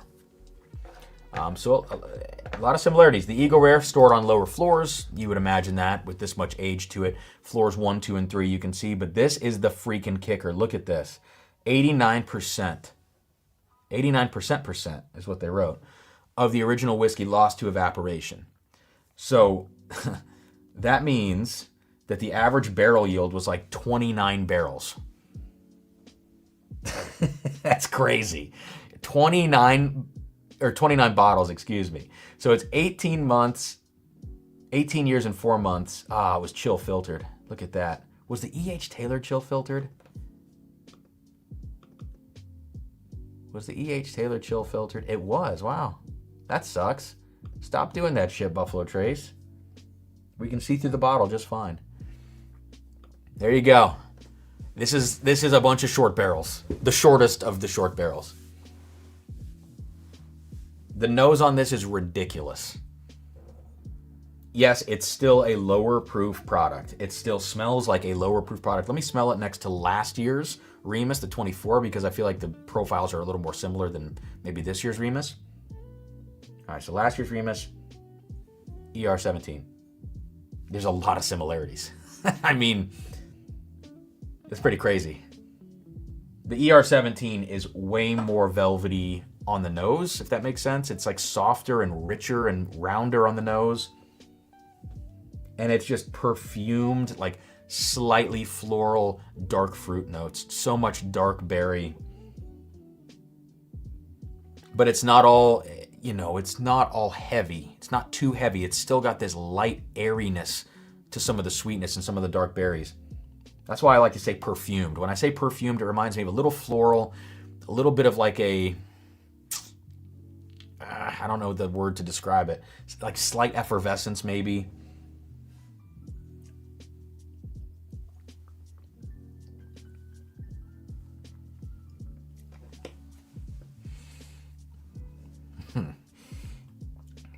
Jeez, man. Okay. Wow. I wish I had a 23 Eagle Rare 17 to compare this to. But this is not my normal reaction to Eagle Rare 17. Normally it's like, oh, that's really good, The finish is still going, and it's only 101 proof. Wow. You got to keep your expectations in check on this because it is that lower proof, but for this being 101, I don't know that you get much denser whiskey than this, even with it being chill filtered, Let me go over to the the E.H. Taylor.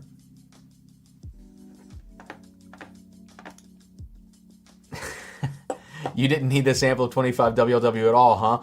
No, I actually, when I got the sample, I did not know I was going to buy the BTAC collection. Is that who I think it is? I can't see names. I just see screen names.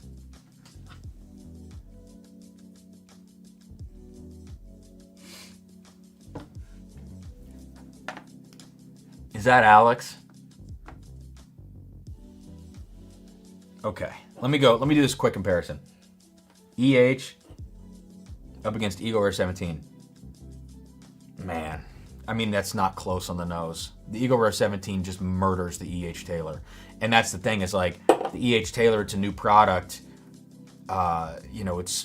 Its secondary is like right now maybe $1,900. It just dropped like $300 in the last week. $1,900 is crazy for that. And the Eagle Rare 17, which already has an insane price tag of like $1,300 to $1,400 usually, automatically in my mind, it's like, if you just want to talk pure secondary valuations right now, this should immediately drop down to $1,300 like right now. And that's best case scenario for it. And realistically, like, it should, it should be under four figures for sure when I'm thinking about even absurd secondary vals. Because the Eagle Rare 17 murders it. Yeah. And then I start to wonder, like, why did they even add the EH Taylor? I mean, I know you want to expand it. You want to, like, keep building brand and expanding the portfolio. This feels a little bit like it doesn't make any sense to me, the EH Taylor edition. I know that these are really short barrels. They probably don't have, like, an endless supply of 25 bottle short barrels at 18 years old or 19 or 17 to throw in this. But this is just like the in-between that no one asked for. It's Alex. Thanks, man. Thanks for sending that. I haven't gotten to the Tanyard video yet. I think I have all the samples now that people were sending me, so that's going to be a fun dissection for sure. It's not going to be a 3-hour live stream like this. No, thanks for sending that, man. When I bought this, I just drank the WLW, and I was like, all right, I'm going to take a sip of this. And because before I poured it into a bottle and I smelled it, or into a glass and I smelled it, and then I poured it back. Nancy, thanks for stopping by. Sorry I'm not good at keeping up with chat right now. Oh, you were in India, that's right. I saw your picture in front of the Taj Mahal. It was great. All right. My goodness. Thank you guys for all the support tonight. It's going to be a hell of a night to try to get through all these super chats, but we're going to make it happen. Thank you for being here, seriously. All right, EH.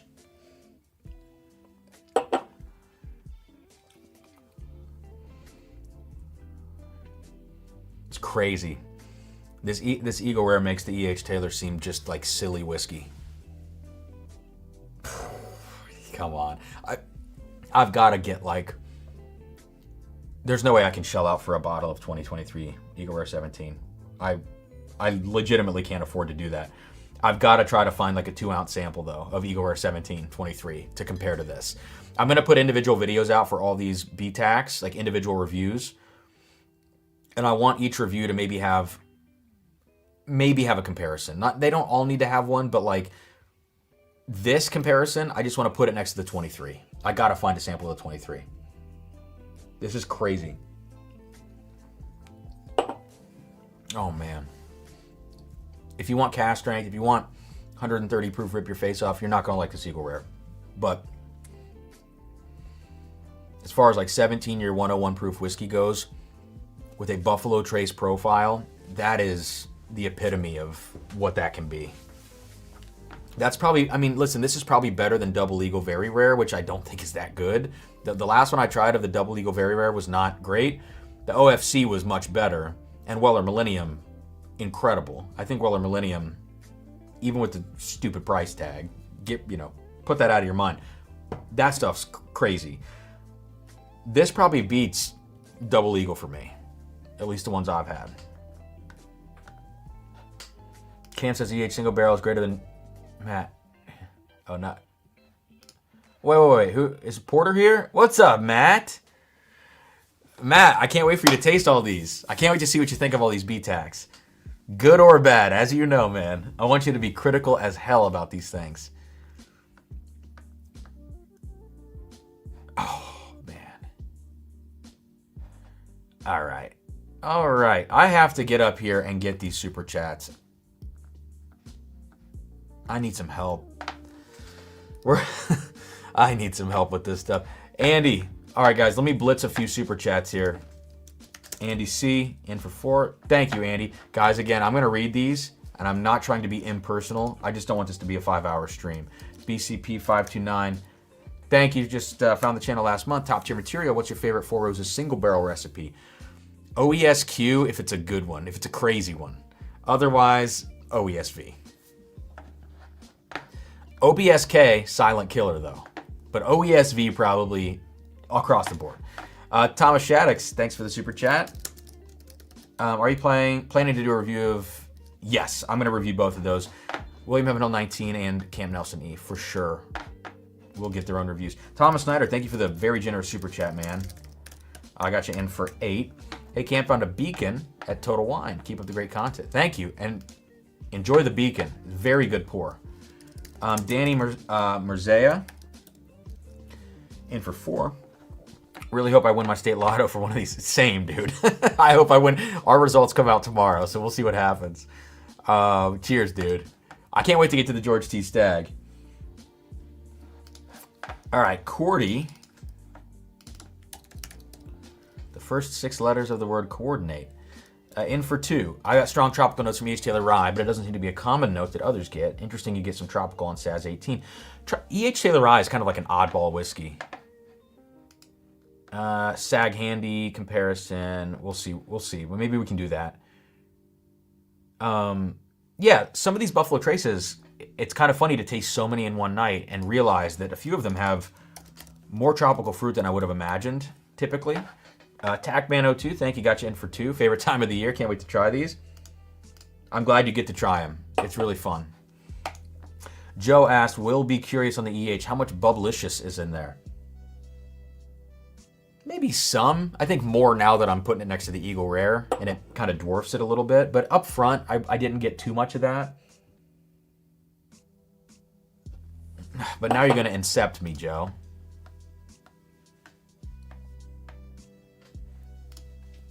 God, I'm 30 minutes behind in chat.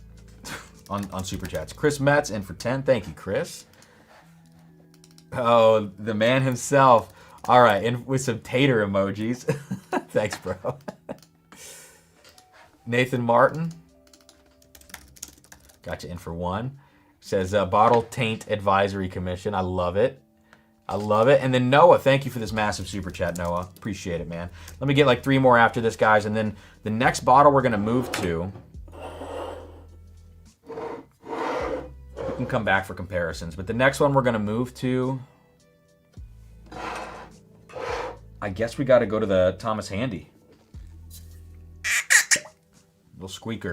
All right. And I need another glass. So, Thomas Handy this year. Okay.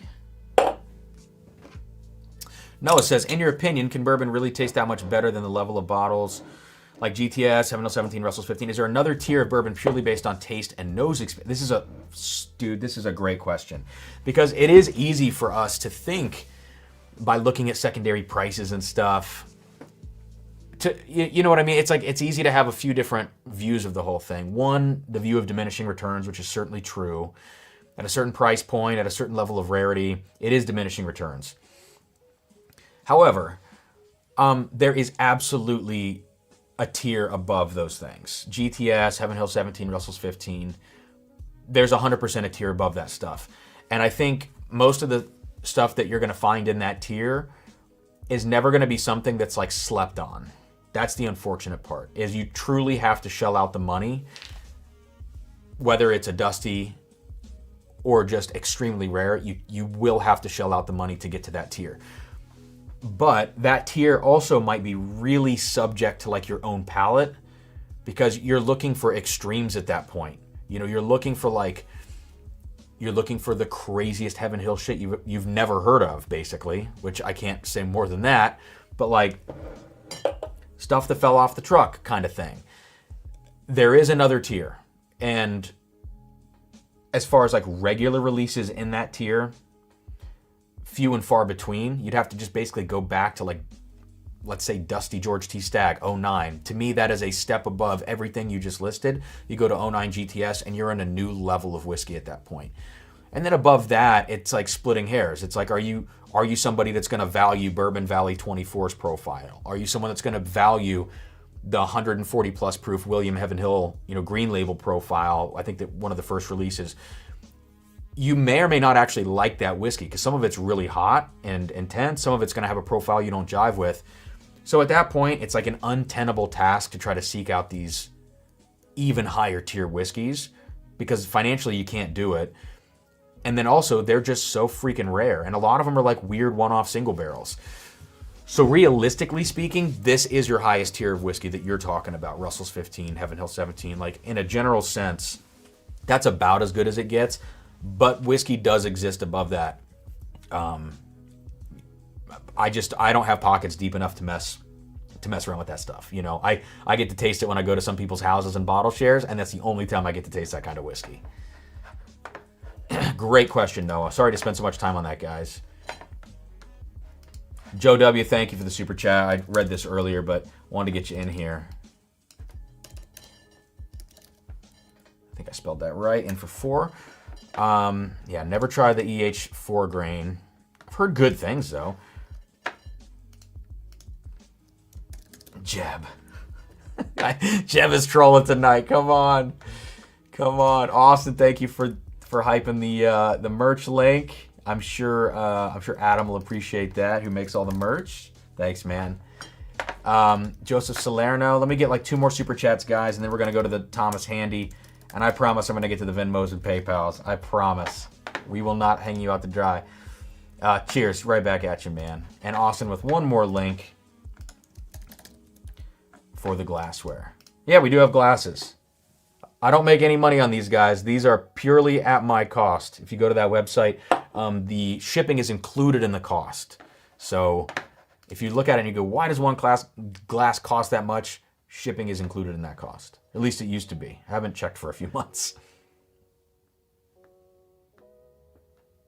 All right.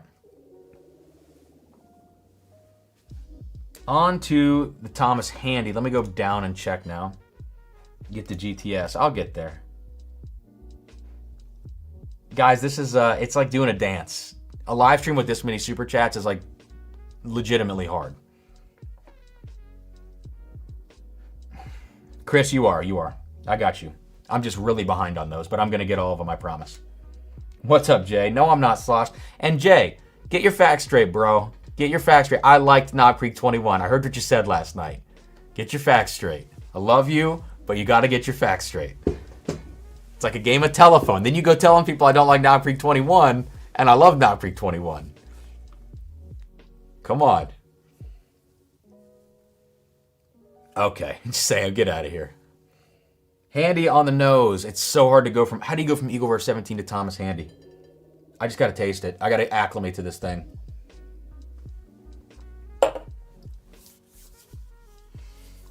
Hey. Okay. This guy, it tastes like street corn. Like spicy street corn. In like a fun, good way. I don't... Oh, you know what? I think I have last year's sample over here. I think I do. Yes. Not sure if this is tainted. I really hope the sample's not tainted. It's been sitting here for probably a year. I think this is from Justin's bottle that he lent me last year for review. Let's pour this out and see if it's still holding together.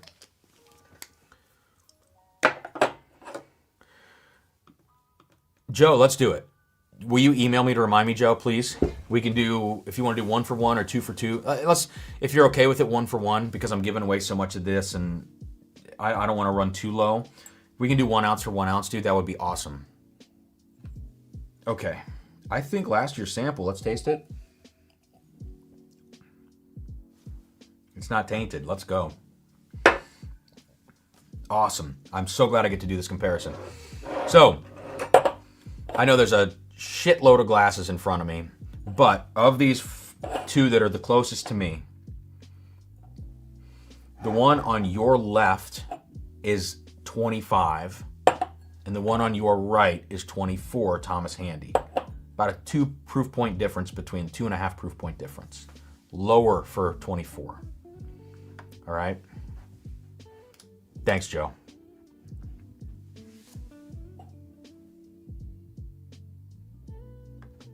All right. So, actually pretty different here between the 2 Thomas Handys. Oh my God. All right, I'm going to keep scrolling back. I'm catching up. Josh Streeter, thanks, man. So would love to try this, especially the Hazy GTS. All right, man, I got you in for 2. Good luck. Look at this. I'm going to put this on the screen. You guys can read this as I scroll down. This is pretty screwed up. EHT and Buffalo Trace are grand reserve at his local Total Wine. Oh my God. Bearded Dad in for 2. I'm camping out this year for the first time. Want that Hazmat GTS in a bad way. All right, man. Well, let's see how it tastes, because Hazmat is not always better. It just depends. And I think GTS took a little bit of a sideways turn after 2020. 2020 I loved. I think since then it's been a little, it just doesn't quite have the same profile to me. It's gotten a little hotter and a little less flavorful. Top Dog, thank you, man. In for 2. Gotcha. Okay, scrolling down. JG in for 1, and now we're going to go back to the Thomas Handy. Okay. So like I said, this year's Thomas Handy, my complaint about the 23, if you guys remember back to the 23 Thomas Handy, was that it felt flavorless. Like it felt like it didn't have enough besides just general proof and spice for me. Some people said it was really dark. I just didn't find that in the 23. But the 24, which I have here on your right, the 24 had such kind of off-profile fruit notes, I felt like. And it still does right now. Let me taste it. I love that 24. It's not the like boldest palate, you know. It is intense for sure, but it's not a spice bomb of a rye. It's more of this like yes, it is a youthful Buffalo Trace rye, 100%. But there's a lot of fruit there, a lot of lighter fruit that balances everything out. And on this year's 25, which I'll put the sheet up now, 129.8 proof, so we're flirting right around 130 proof.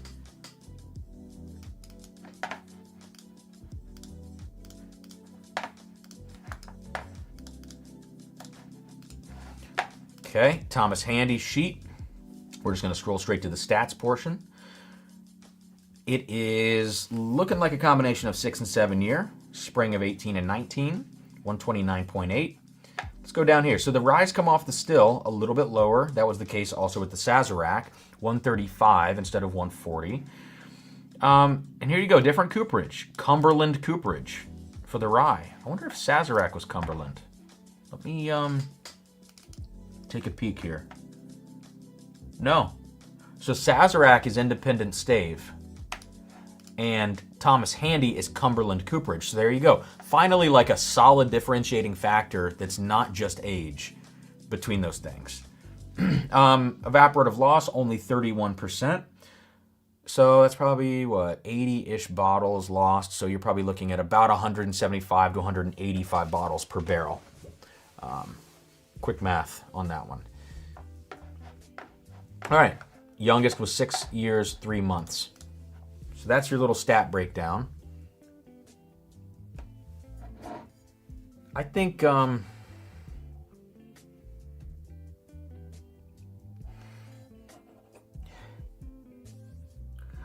that this year's Thomas Handy has a lot more spice, but less personality.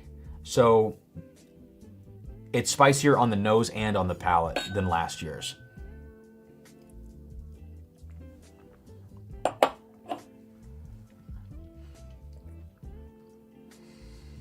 But from an excitement standpoint, it's an exciting whiskey to drink. I do like it.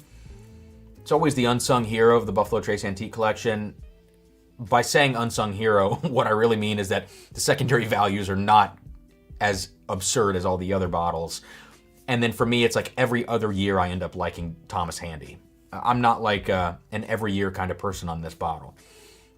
Whereas like WLW, you can give me the worst William LaRue Weller ever, and I'm still going to love that thing. There's just something about it that's special to me. Thomas Handy, I'm a lot more critical of. I think it's the age. And so like for me, this has fireworks, this has excitement. It's like street corn. It's like cinnamon and street corn and lemon starburst had a baby. Because you do get the street corn note, I promise you, is in there. I promise. And then you go to last year's, and to me this has a little more personality because it's like a little fruitier, it's a little rounder and richer. Doesn't really remind me of typical Handy. I think last year's was really off profile. This year's is back to being more on profile, I think. So if you like Handy typically, and maybe 24 wasn't your jam, I think you're gonna like this one a lot. If you really love 24 Thomas Handy, then this one is going to come off a little bit more youthful, a little bit more spicy and vibrant. Not bad, but you know, if you're, let's say, shelling out $400 for these, then I think you need to know your preference between 24 Handy and, let's say, 22. This really reminds me of 22 Thomas Handy in a lot of ways.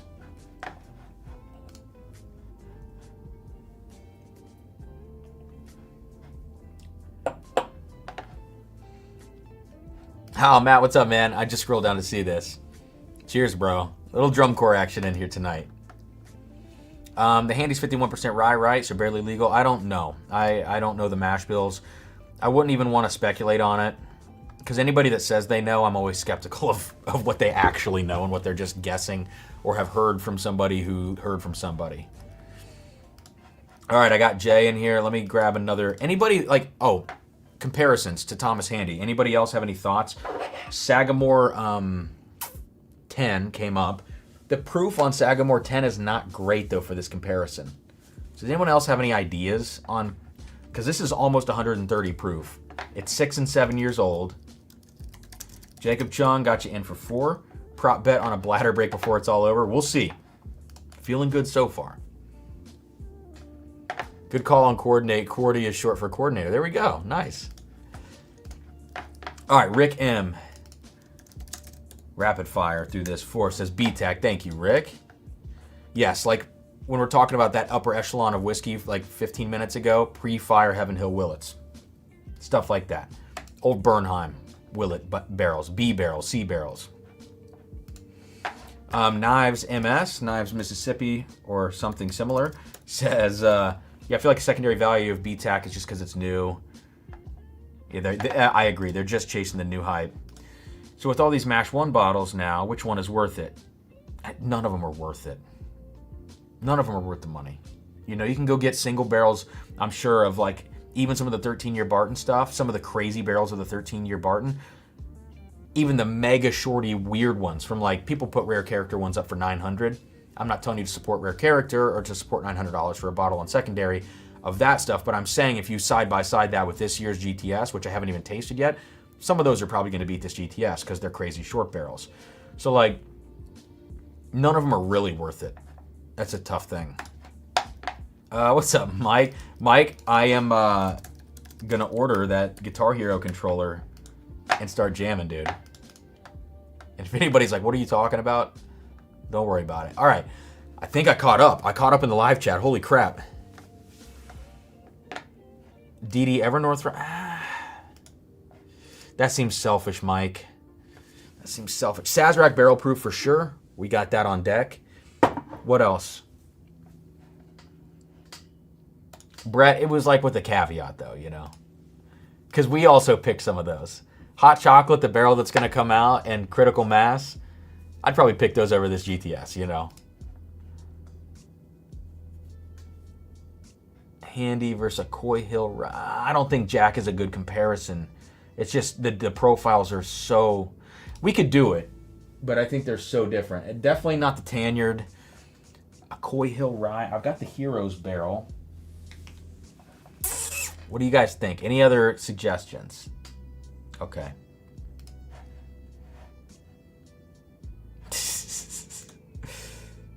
I'll put this on the screen, but I won't read it out loud.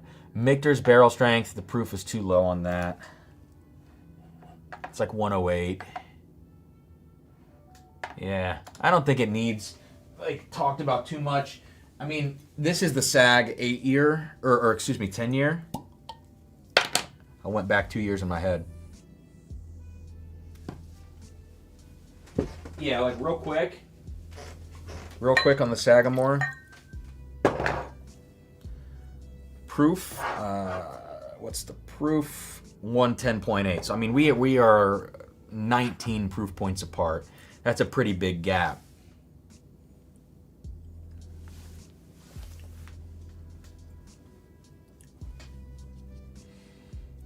It's just that it's like the age-old question of like, I would rather have the profile of the Sagamore 10-year rye. That's way more of my profile. It's like syrupy fruit. Very light root beer, but syrupy fruit notes. It's just great MGP rye. And then you go to the Thomas Handy, and it's very young smelling. And then you drink it, then you appreciate the palate because it's so spicy.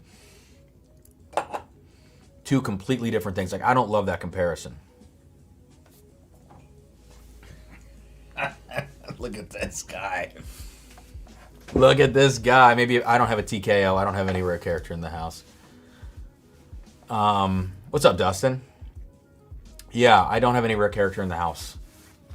Not anymore. But TKO... Oh, you know what? I have a sample of one. I just got one from Joe.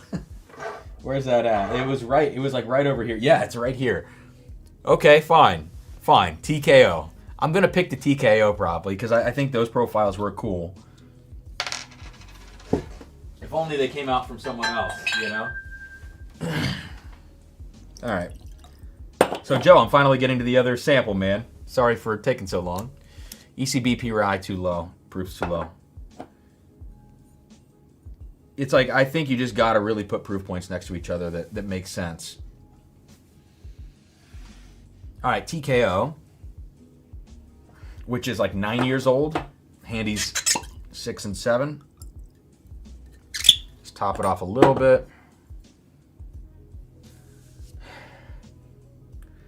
For Hand, and you know, you just got to be ready. For Thomas Handy, you got to be ready for that profile, which is a little younger.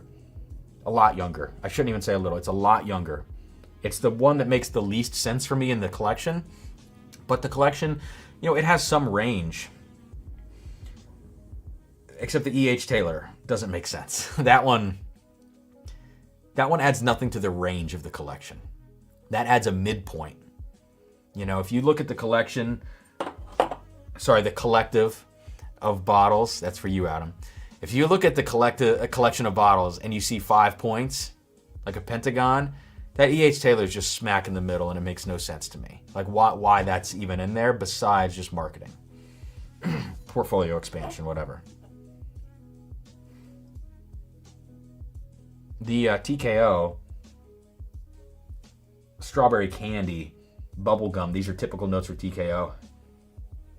And actually way hotter. The TKO smells really hot on the nose. The Handy actually is a lot sweeter. It's probably a lower rye content though.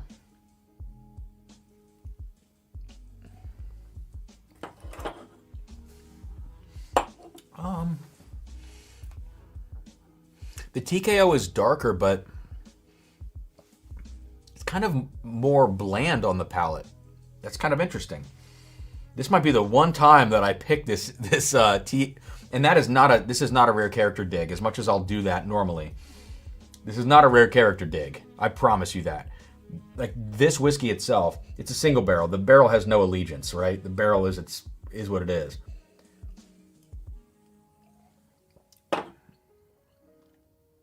It's kind of like, you can tell it's got a darker profile, but there's not as much. It's darker without, it's not obvious like what is actually going on there.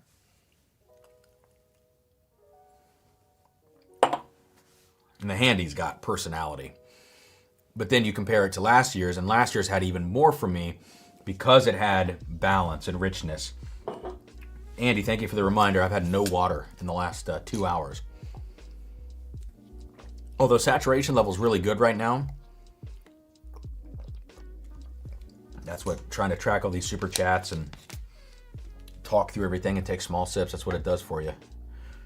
All right, Junior, thank you, man. And for 4 more, says, in for the silly whiskey. If you're into silly whiskey as well, join the Drums and Drams Patreon and Discord. Cheers. Thank you, man.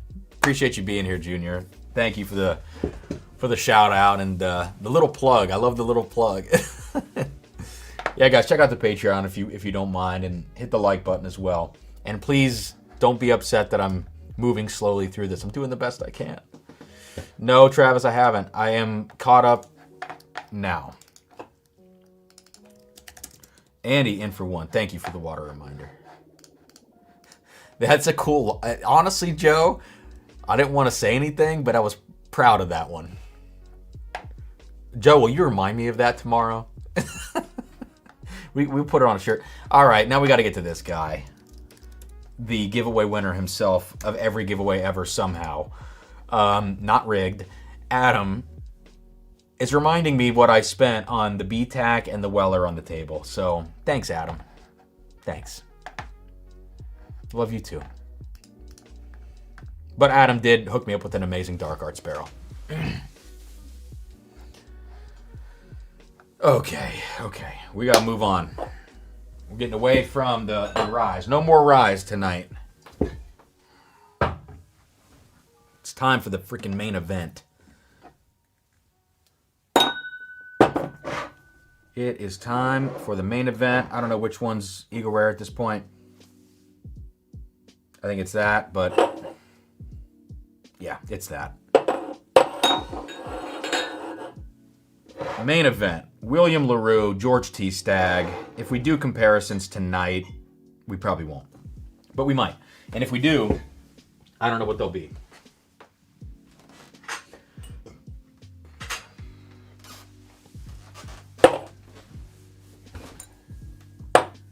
Here's what I'm going to do. We're going to cut the giveaway off in 3 minutes, like the entries and stuff. I know some of them are going to squeak in. Some people are watching behind us, but I want to cut it off so that I know that I can get to the end of those because I have Venmos and PayPals to get to, and I'm finally caught up in the live chat. So in 2 minutes at 11:15, this is not me encouraging you to send more super chats. I'm just letting you know when it's ending. So 11:15 Eastern, we're going to just call the cutoff. I'm going to take the banner away right now. Okay. Because, like, you guys have been so generous. I cannot say thank you enough. Seriously. I don't even want to look at how many entries there are so far, but we'll get there. I promise I'm not going to forget about anybody. I absolutely promise you.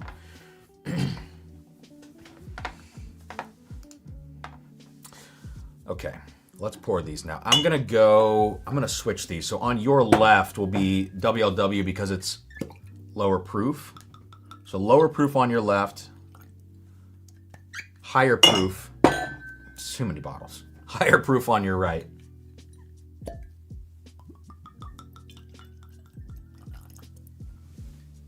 Cool.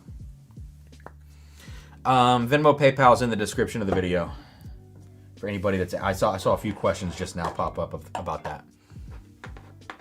Dustin, thank you, man. And for one, let me roll these around on the glass, coat the glasses. I can't wait to see what Dan, Sean, Matt, and Jason have to say about these. See if they have similar reactions. The one thing I don't want, and I don't think any of those guys would do this, is, you know, it's the natural thing. Us as like YouTubers and reviewers, you get something, whether it's from a company or a friend, and sometimes you're 10% too soft on it because it came from someone that you know. And it's like, no, I want to send these samples and I want them to be totally honest. And if they're like, this BTAC sucks ass, all of it, I want to hear that, you know, and know that I need to go back and revisit and get myself straight on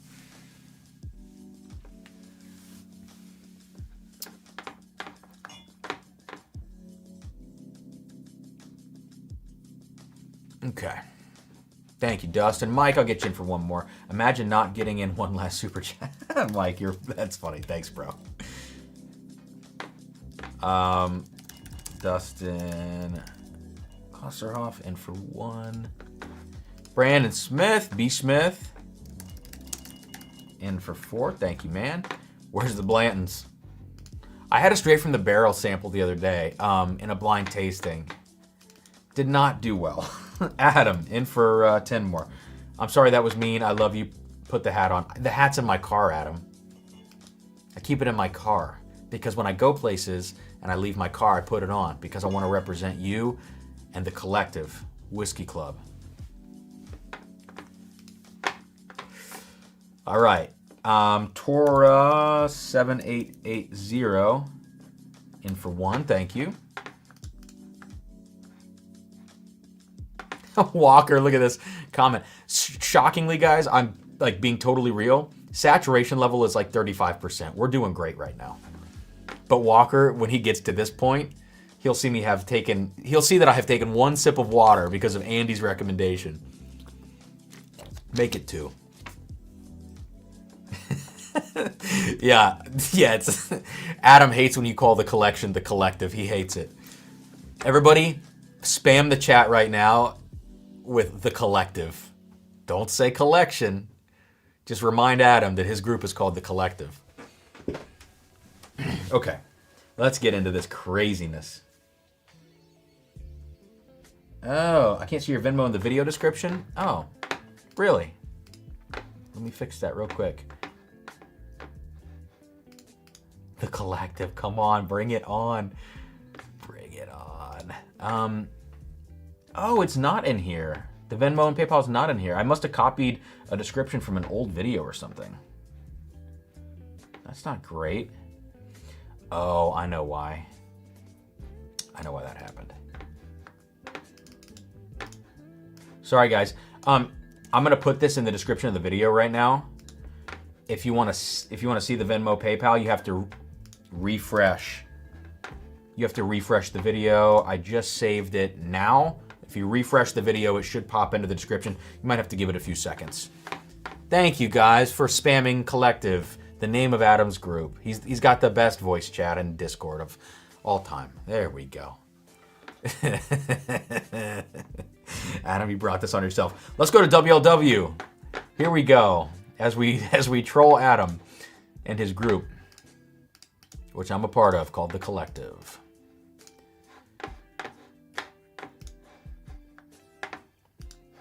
Let's see, Weller 2025 sheet. Is there anything, let's see if there's anything of interest on this. Okay, it's a weeder, we know that. We filled these barrels at 114 proof, so we got a much lower entry proof on these. That's why Weller Full Proof is bottled at 114. Okay. All right, scroll down. What do we have here? Lots of different ages. December 2010, so almost 15-year whiskey in here. So we've got 14-year. Yeah, and the youngest is what? Let's scroll down to the bottom. 12 years, 7 months, up to almost 15. It's a pretty nice blend of ages.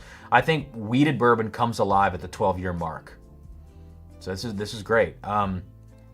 Proof off the still is even lower than the ryes. That's a good thing. Wheated bourbons just tend to thrive at lower proofs in general. Off the still, entry proof wise, I think that is probably a better thing for them to, attract more sweetness from the barrel, let's say.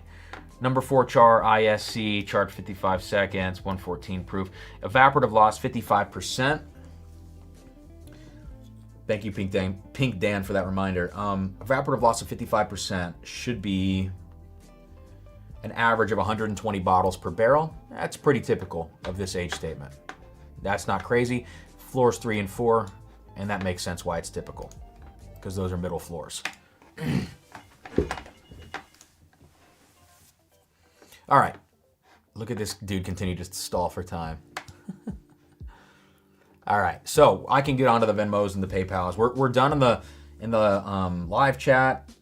I know some of them are going to sneak through from people that are behind, but thank you again, guys, for being here, for the support and everything.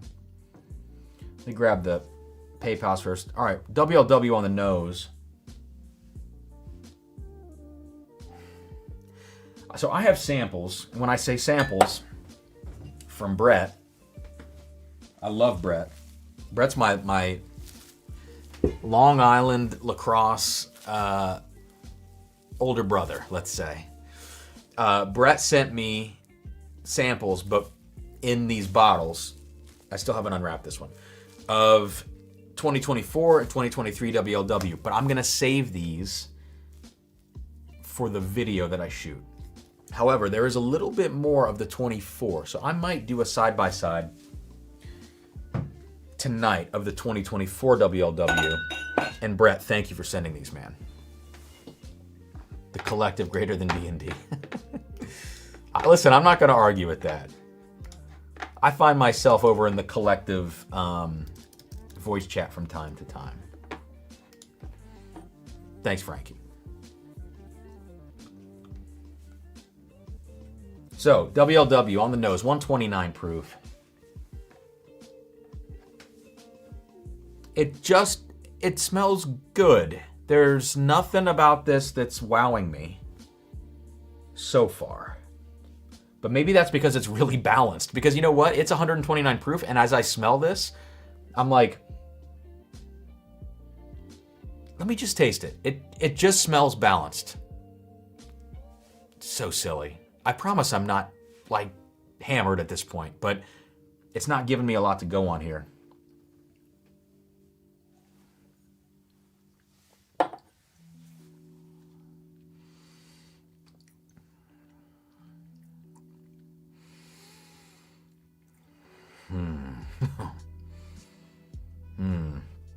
Wow. So that's a different story on the palate. Holy mother of Jesus.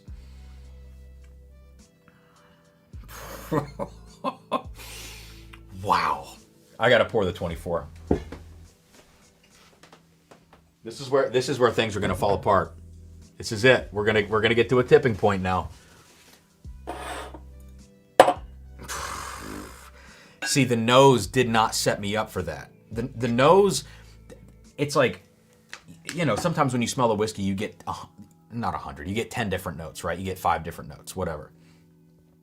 You can kind of comb through things and sit with it for a while. This one, I just smell it and it's like, okay. You know, I just feel like I get it right away. It's like, okay. You've got your torched orange peel, you got your wheat bread, you got your brown butter. But it's not like this complex thing. And then you taste it and it just throws you around the room.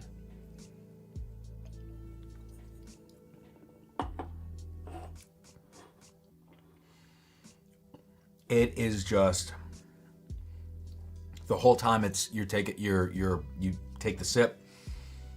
It's like walking a tightrope the whole time and it never falls off.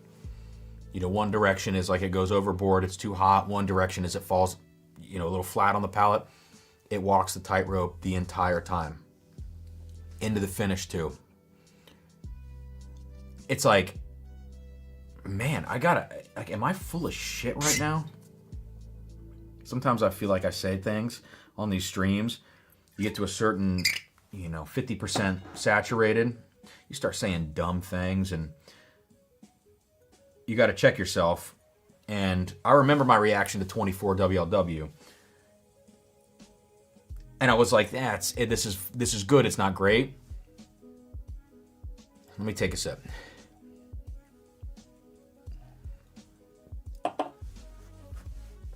No. We're in a different league of whiskey between these two. We are in a different category of whiskey. Man, okay. This WLW is a buy. I mean, okay, not at what is secondary? $1,200. What do you say to that? But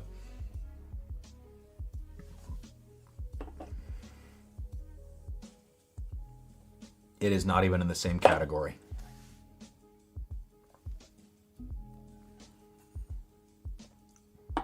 Oh my God.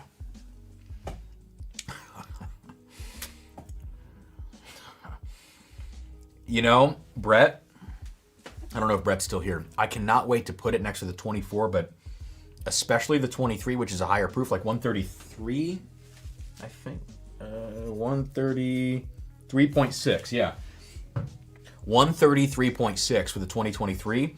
I felt that the 2023 was a little overly hot. And then I felt like the 24 was like the equal and opposite reaction. It was a lower proof, and it was a little underwhelming last year, which is what I'm dealing with right now too. Yeah. And then you go to this 2025. And again, the nose is not going to blow your mind. The nose is like, all right, what are we doing? And the palate's going to blow your fucking mind. Wow. That is outstanding. That is easily... Listen, I loved the Eagle Rare. I loved it. And these are two very different whiskeys for two very different occasions and, profiles and preferences, but there is just something about this WLW that's... Holy shit. Okay, Jeff Smith in for 4 on Venmo. Thank you, man. Excuse me, that was PayPal. Let me scoot over to the business PayPal. That was on the personal one, actually. Okay, none in the business, which is cool. Now we can go to Venmo and we can check out all of this stuff. Let me grab my personal Venmo first. Brett, if you're getting one of these, dude, you're going to be excited. How many WLW you got back there? Frankie, I just have the ounce of each of the ones Brett sent me, and then I've got this. That's I've never owned a WLW until I declared bankruptcy for this one. Okay, Joe W. Let me grab these couple personal Venmos, and then we're on to the final stretch, which is the business Venmo account. Joe W. $5 or $10 a month for Patreon? He says, question mark. Well, those are the only ones available, Joe. As you know. Joe's a $50 per month member of Patreon. And that's just Joe being sarcastic. Toshi in for 30. Thank you, Toshi. That's amazing, man. Toshi's the freaking OG in the chat tonight. Crazy last few weeks at work. And home with the wife traveling in Asia. Sick kid at home for a week. Solo parenting, culminating today with the big work meeting that I crushed. Feels good, ready to enjoy. Hell yeah, Toshi. Come on, man. Cheers to that. Thanks for being here, man. Toshi, you're going to love this WLW, and I know you're going to buy it. That's going to do things to you.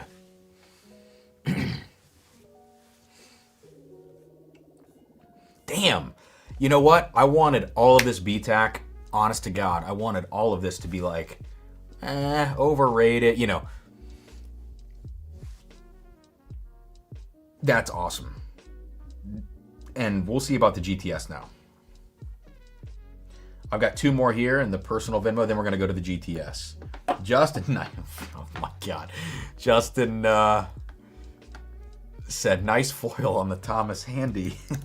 I murdered Justin's Thomas Handy foil last year, so sorry, man. And I didn't fix it with the box cutter. And then Brett, the man himself, is in for 4. Thank you, bro. All right. And thank you for the WLW bottle samples.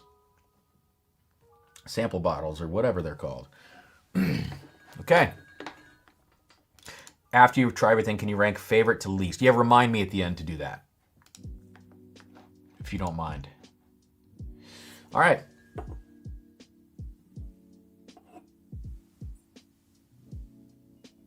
Sam, Sam, you put, what comment is this? Who was it? Was this from you, Sam?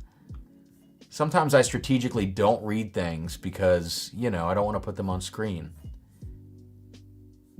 And Miss Khalifa is perhaps an example of that. Yeah, I didn't see that one, but I'll get you here, Sam.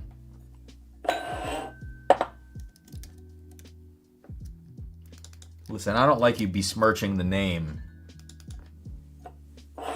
of Miss K in the chat tonight. Okay, Sam? Very thoughtful. Uh-huh. Okay. GTS 2025. Let me get the sheet. I cannot believe there's 325 people in here tonight. This is bonkers to me. Stag.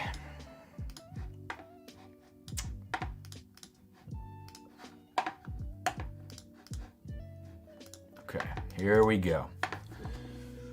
Anything in this first paragraph or first page we need to know? Lowest age is 15 years, 4 months. It's 142.8 proof. And I think that's all we need to know from this. So let's scroll down. I'm most interested in the yield. Nothing crazy here. 140 off the still. Just like E.H. Taylor, just like the Eagle Rare 17.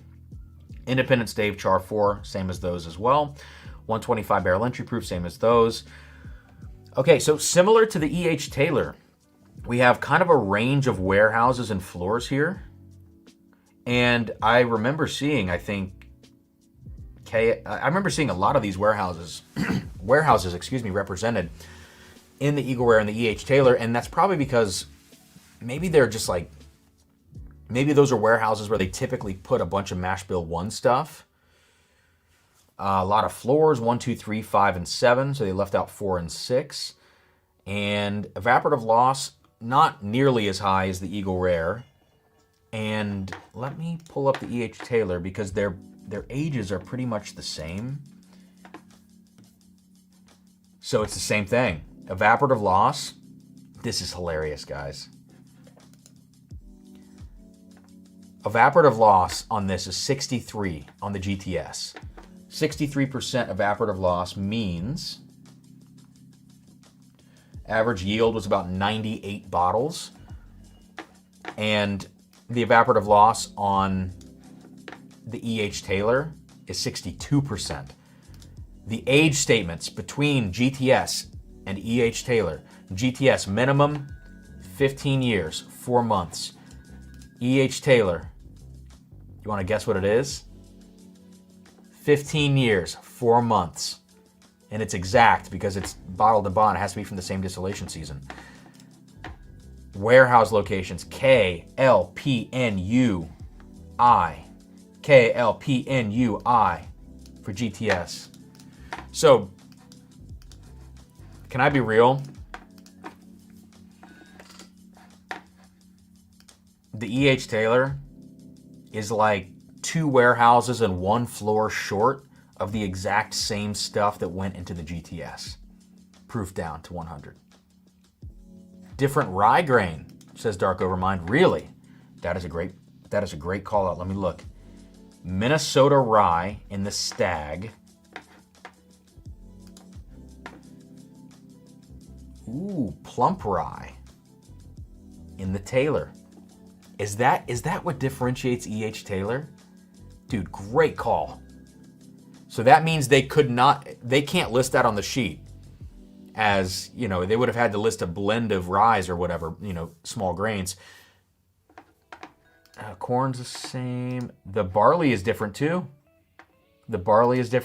So you know what? There you go. There's your difference between E.H. Taylor and GTS. In this case, it's a grain difference. But the warehouses, the floors, entry proof, proof off the still, cooperage, char level, all of that's the same. Great eye on that, man. Okay.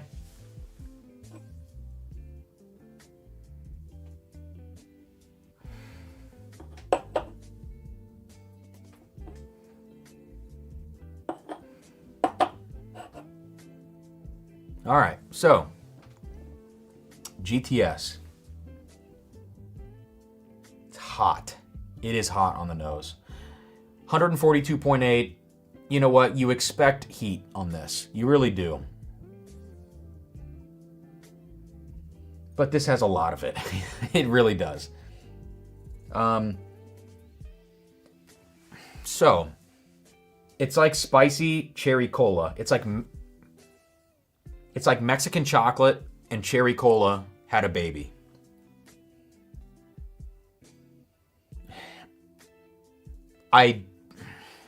If I had a critique on the nose, it would just be like, dial down the ethanol and just give us a little bit more, not roundness, like that would be nice, but at this proof point, you can't expect round at 142.8, but you can expect a blend that you don't get so much ethanol from. The notes are great. There's a lot of sweetness, but it's hot. Let's go to the palate.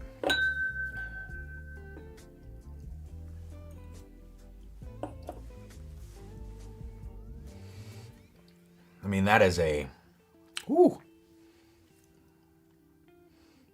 I think at this proof point, a lot of cola in this GTS. The previous years have not had this. You know what I have up here? Got to find out if this sample is tainted or not. Where is it at?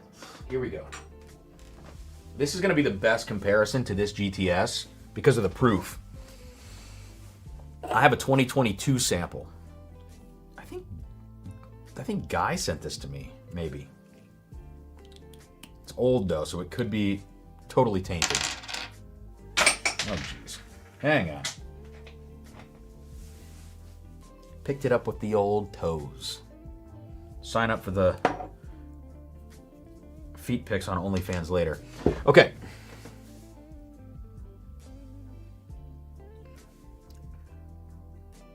It's not tainted. Okay. Let's side by side this with 2022. Listen, most people love 2022 Stag. I don't blame them. It just, for me, has a lot of that grassy note on the finish. Some people never get that. Some people are not sensitive to that. And to those people, I say I am jealous, because if I didn't get that note on this and a few other bottles, I would have bought them on secondary, because I think they're really good, besides that one note. Try to coat the glass, get a good nose out of this. All right.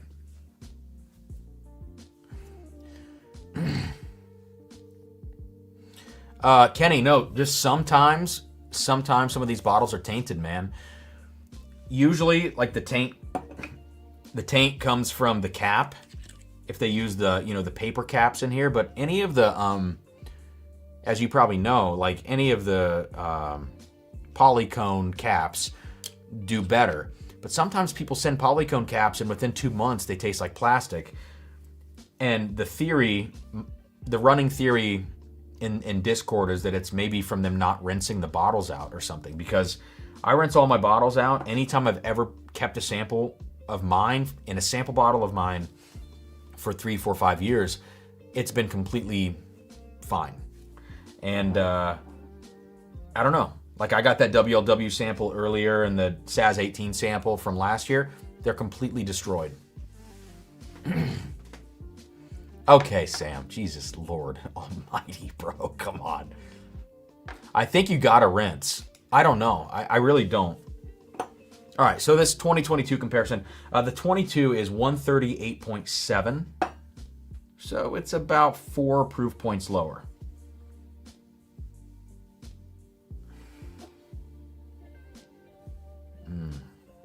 Okay. So here's the difference. On the nose, the 2022, it has more leather and oak on the nose. What was the age? Was the 22 a similar age? I think I can find this on their website, like, fairly quickly. George T. Stagg, 2022. Pull this up. More evaporative loss by a lot. For only the first and third floors in 2022, 15 years, 5 months at bottling.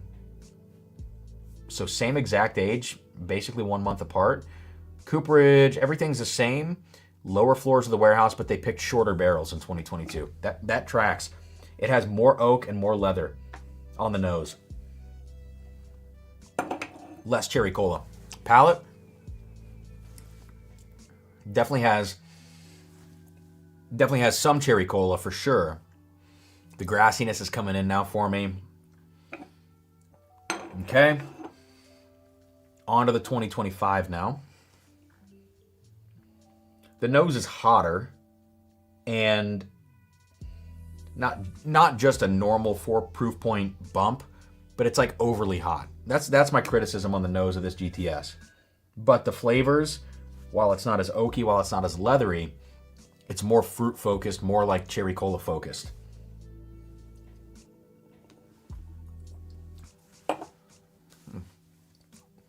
Okay. I'm trying to figure out if there's any grassiness on the 2025. I don't detect any of it. Not right now. Sometimes it appears in the late finish.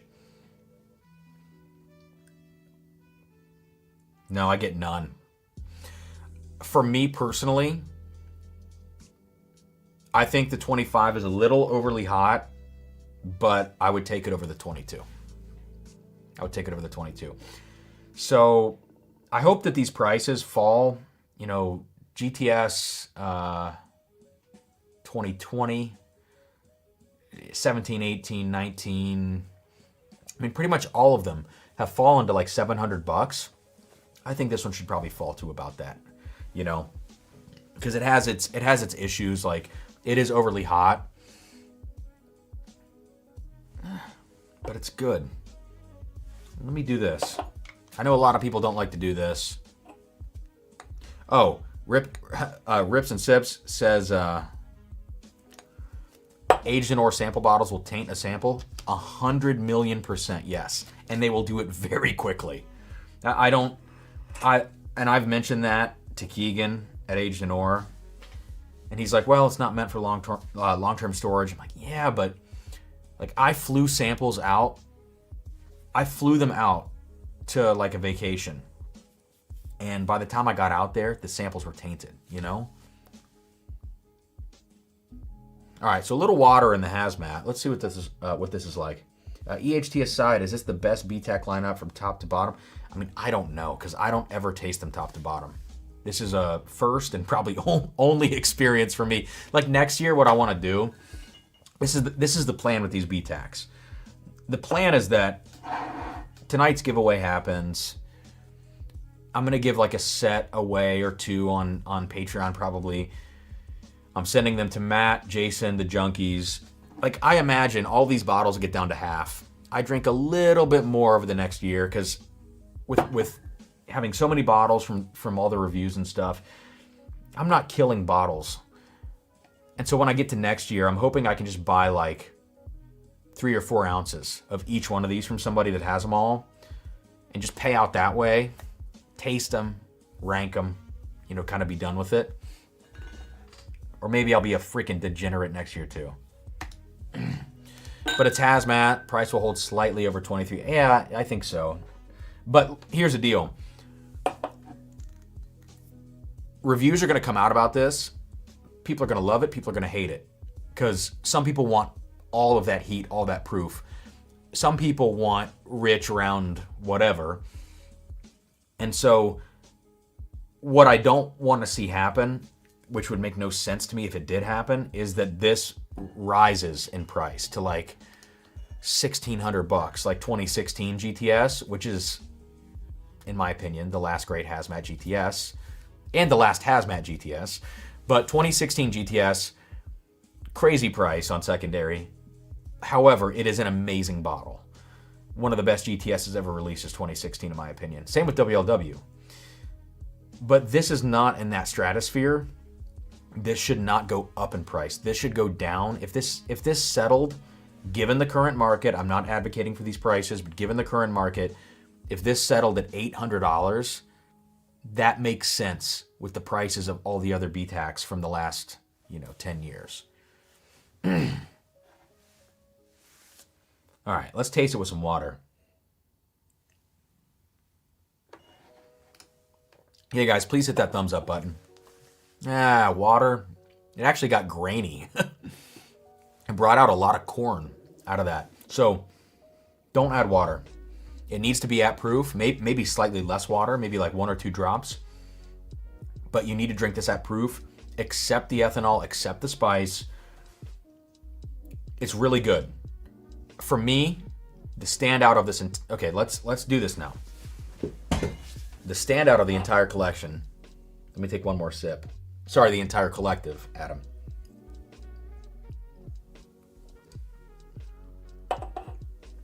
All right.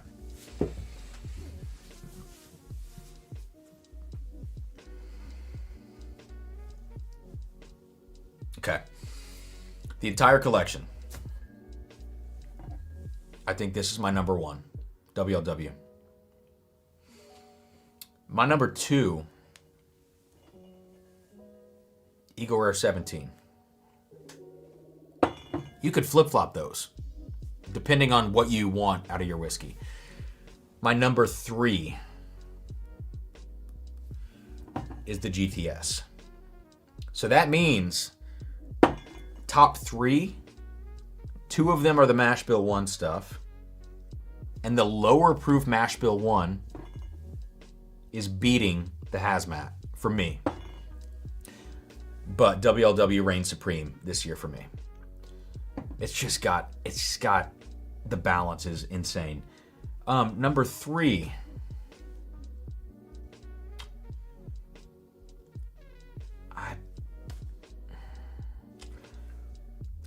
Number 4. I'm so torn. I think I've got to go here.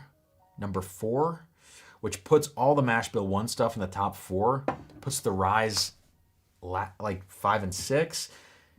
I think that's the right call. I don't know if I can choose a last place, because Sazerac, the problem I have with Sazerac this year, which will be every year, is the proof point. But the flavors are awesome.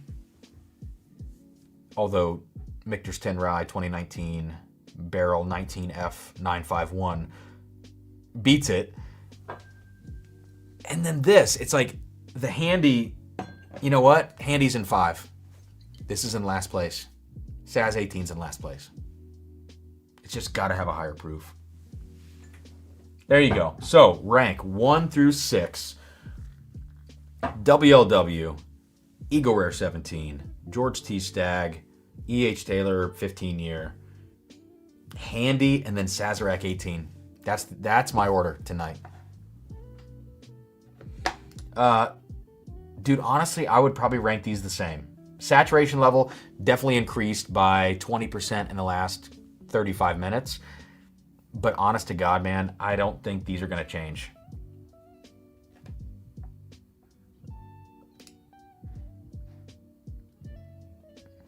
Is WLW over ER17 by a good margin? I don't know. Depends on what you like.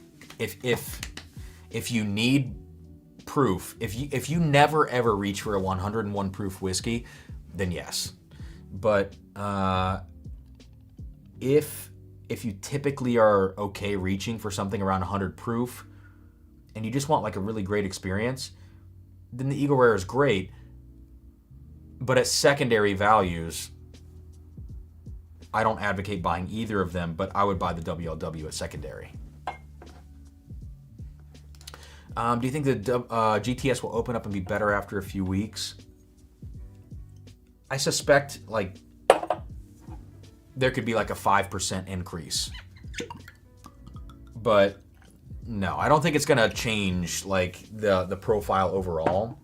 So let me we're gonna keep chatting here and keep maybe doing some comparisons, but let me just pull up the Venmo. Let me get the final Venmos in just to make sure we're good to go for the giveaway here. Okay, good there. We've had no more super chats, right, guys, that I missed. Frankie, I got Frankie, and there was one more I thought I saw. Oh, maybe not. Nope, just Frankie. I think we're good in here. Froth it.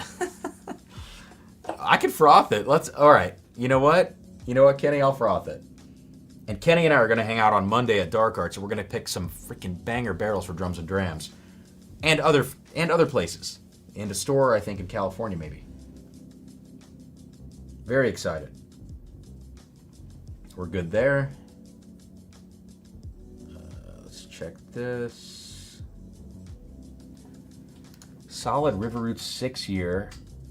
Oh, man. You know what? The proof points are not... This is going to be selfish, but let's do it. I'm not going to take the short barrel from River Roots because that is a little unfair, but I will take this. This is one of our picks. I shouldn't do this. It does feel selfish for sure. I don't know where the Thomas Handy is in here. I have to re-pour it. But I will. Just a quick comparison between the Handy and this is a 6-year Green River Rye that we picked. 6 year, so same year, same age, 6 year, 6 months. 132.56 versus, what is this, 129.8. So within like 2.5 proof points, basically. Yeah, let's do this comparison. And then I'll froth for Kenny the George T. Stagg.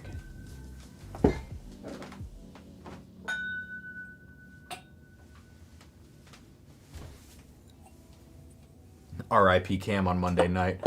No. Kenny, I love Kenny. I am not going to Kenny's basement on Monday night because I might die. All right, so on your left is this, for a quick comparison, the Green River. It's funny, they're both orange. And then on your right, out of these two, is the Thomas Handy.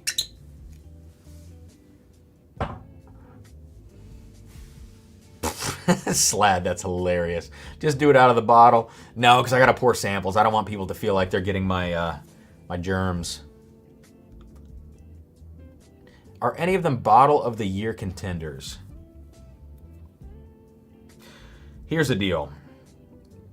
George T. Stagg in a blind flight, like because this year I'm gonna do a big blind at the end of the year, over several days.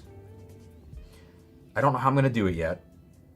I'll probably start with like 40 samples and narrow 40 down to like a top 20 or top 25, and then I'll actually release a list of the top 20 or 25. I could see George T. Stagg being very high on the list because it's a hazmat. It has that certain profile. But for me personally, I think this WLW, I don't know if I could say it's top 5 off the top of my head. I think it's a top 10. I think top 10 is fair. There's just been so much good, like what is it? William Heaven Hill 19. I could say for sure that's a top 5 whiskey, top 3 whiskey maybe. Oh, what else? Jack 14 is going to be up there in a blind. We'll see. It never performs well in a blind, unfortunately. I don't know. But any of these, I think Eagle Rare 17 is just not going to survive the proof gauntlet between these things, you know? Camp Nelson E, Joe. Camp Nelson E is going to be in the top 10, I think. Yeah. Yeah. Okay, Kenny, this is the best news of my life. All right, so on your left is this 6-year Green River Rye pick that we did. Solar Flare. On your right, Thomas Handy. And there's no reason to blind these because it's very obvious which one is which. Of course, I love our own barrel pick. Keep that in mind. Oh, Pink Dan just poured 2016 GTS. Oh, man. Do you have a bottle of that, Dan? All right, Solar Flare. Ooh. Wow. So there's a Green River note that a lot of these 100% ryes have. Very grapefruit heavy. Very sour, too. It's like lime Jarritos, the Mexican soda.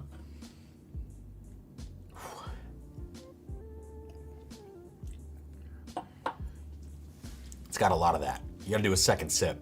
First sip is jarring. All right. Slide, will these get blind scores before the end of the year? I don't know, man. I don't know if I can do that many blinds. I could try. In the blind sample box right now, there are probably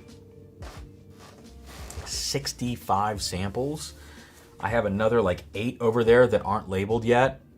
I don't even remember when I put those over there. And then since then, I've probably added another 14. So between now and the end of the year, I'd probably have to do 2 blind samples a day. I could try to catch up. We'll just have to see. But I like doing them all blind. I really do. I could go through there and eliminate the stuff that I've already done unblind. And then at the end of the year, just put it all together, you know? I don't know. We'll see. We will see. What if I don't love Weeders? Is WLW? Yes. WLW doesn't taste like a traditional weeder. I don't think anybody's going to taste that and be like, oh man, I don't like the fact that that's weeded. If you had it blind, you would never really know. Because it's just its own thing. Yeah. All right, let me taste a Thomas Handy after Solar Flare. I'll probably pick Handy. I think I pick Handy over the barrel pick. I love this barrel. Don't get me wrong. But they're both 6-year ryes. I don't know.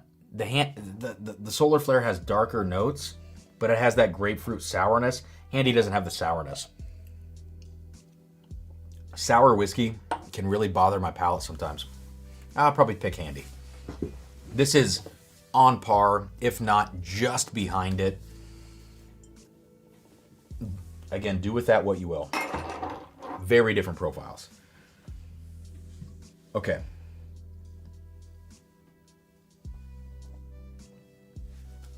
On to the Venmo Super Chats. I have a 2016 in my storage, but I'll take a port 22 to fit in. Dude, 2016. Amazing. Oh my God, Kenny. Kenny, listen. If I can walk out of Dark Arts and not need to Uber, then we can do one blind. We can film one blind or go live, whatever you want to do, up to like 4 whiskeys. And I mean that. Like, I cannot be pressured into more because, I mean, I am going to get a hotel room that night. But we got to play it by ear. We can't guarantee anybody anything. I think it's going to do us in. I think it's going to do us in. You guys are assholes. Do it live. Do it live. Evil, evil people in this chat tonight. All right. We just have these Venmos to get to.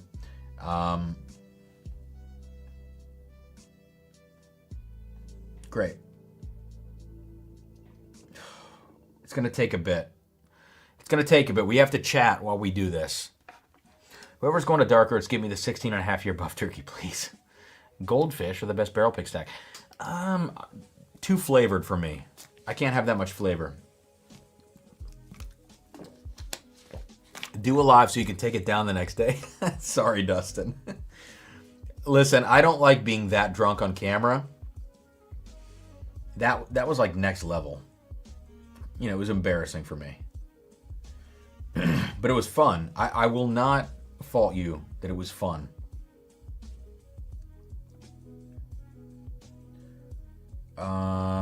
Okay. Thank you guys. For those of you who jumped into the Patreon tonight, that's awesome. Appreciate that so much.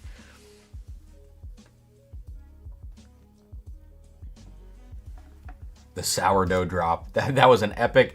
I was trying to eat sourdough and it just fell out of my mouth. And that's when you know it's time to go to bed. Okay. So what else do we need to do? Oh, you know what I didn't... What I did not compare. I'll do this comparison while I log these super chats. I am going to break sample bottles on the ground tonight. Okay. What I didn't do earlier was this comparison. This Sazerac Rye Foolproof up against Thomas Handy.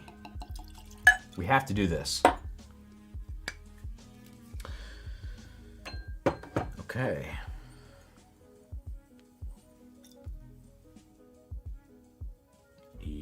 Yep.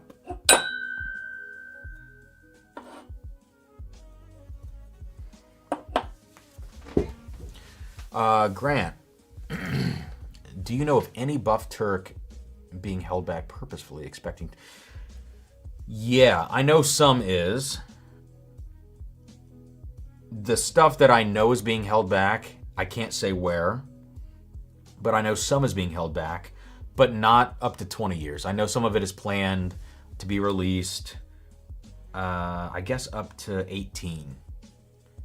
But other than that, I'm sure there are brands out there that have plans for that stuff. But, you know, buff turkey was like a phenomenon that happened, I guess, a year ago. Like basically a year ago right now.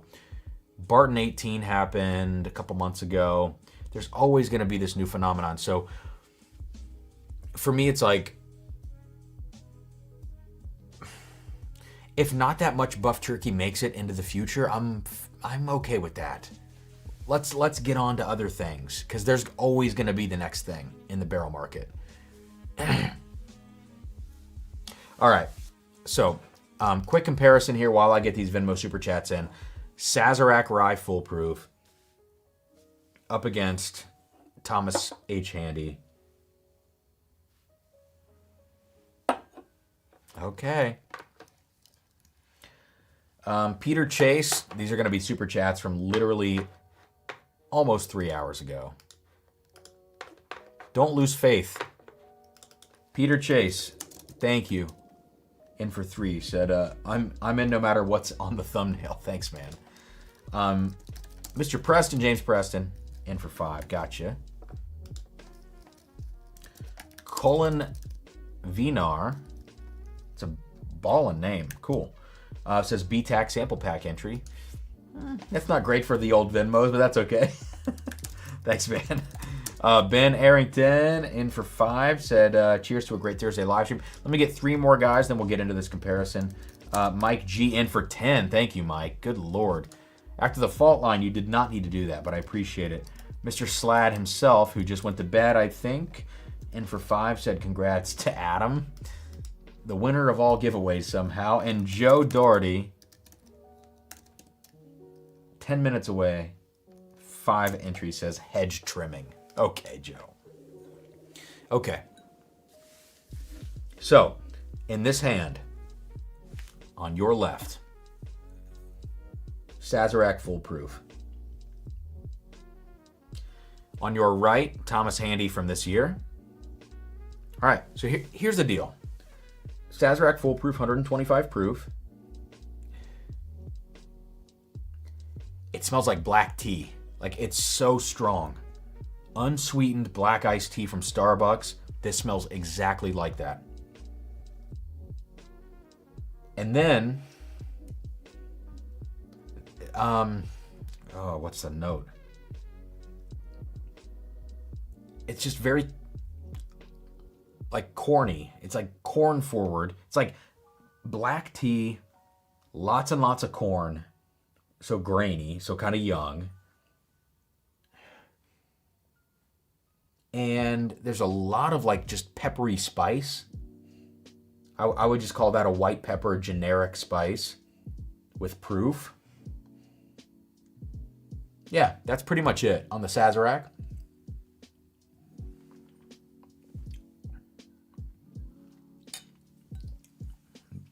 Dude, that drinks, like, that's a $40 bottle. That is an excellent bottle at $40. Excellent. It is not perfect, but the finish is long but very sugary. It's like I poured a sugar packet on my tongue. Excellent bottle. I mean, that as far as value goes, it's like, this is one of the best values of the year. And not because it's complex. My headphones died. One sec. Let me make sure this is still okay. Audio AirPods. All right, how do I fix this? I want to make sure. Is the background music still going? There we go. All right, good. Late finish on the Sazerac Foolproof. Sour like strawberry lemonade. It tastes like strawberry lemonade in the finish, but very sour. It's like if you've ever had the Simply Lemonade. Like as a kid, I feel like in middle school, high school, Simply Lemonade had just come out. At least that's when we started buying it. And there was like a strawberry lemonade version of that. That's what it's like in the finish.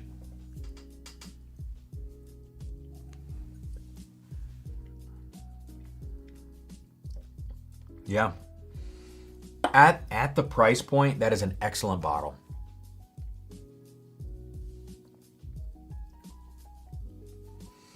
Okay, over to Thomas Handy. Let's get some more super chats here. Molly said,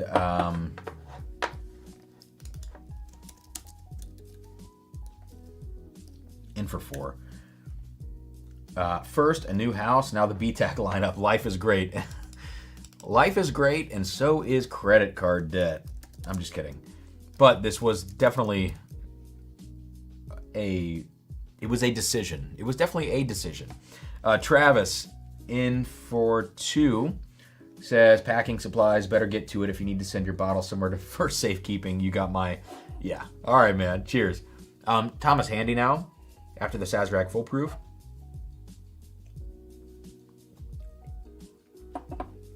There's no doubt that the Handy is the better whiskey between those two.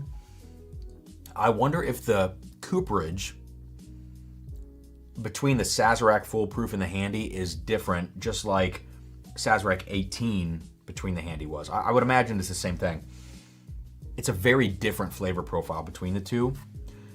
However, I think Sazerac Foolproof is a pretty good approximation just overall.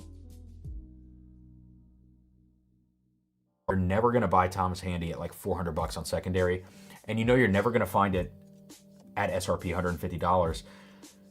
Just get a Sazerac Foolproof, and that is about as close as you're going to get to that Handy profile, if that's something that you're after. Trevor S. is in for 5, said BTAC stream. Thank you, man. Matt Cochran. All right, guys, I'm officially 75% saturated. It's that time of the night. Thank you, Matt. Lance Adams as well says cheers. In for 4. We have quite a few more to get to, so thank you for your patience. Nick Tippin in for 4 as well. Andrew Kim just sent you a package today, man. In for 8, thank you. Daniel Patterson. Any other comparisons that you guys want to see tonight before we do this giveaway and log off? Daniel P. said, full BTAC lineup in a new house, living the dream. Thanks, man. Again, the BTAC lineup was too much money. So appreciate your support tonight, Daniel. Ryan D. got you in. James Preston in again for 5 more. Pink Dan is going to be in for, I spelled that wrong, but I apologize. In for 1, Pink Dan said, going to make everyone mad when my $5 takes it. I'm going to go Lawrence in here for 25, so 5 entries. Said black coffee and painter's tape, exactly. All right, we probably have 12 more entries to get to. Any other comparisons tonight? 255 people in the chat is crazy still. GTS with frothing. Good call. Cam, you're a wild man, but appreciate what you do. I'm doing my best tonight. This night has gone off the rails because of the super chats. 1924 is cheeks compared to, yeah, 100% Dustin. I cannot agree more with that. Brandon, what do you want this next to, though? What's going to compare to that? Not Eagle Rare. GTS, I mean, is kind of the closest average to that. What do you think? Oh, no more. No, guys, no more live chat, super chats. I love you, but no more.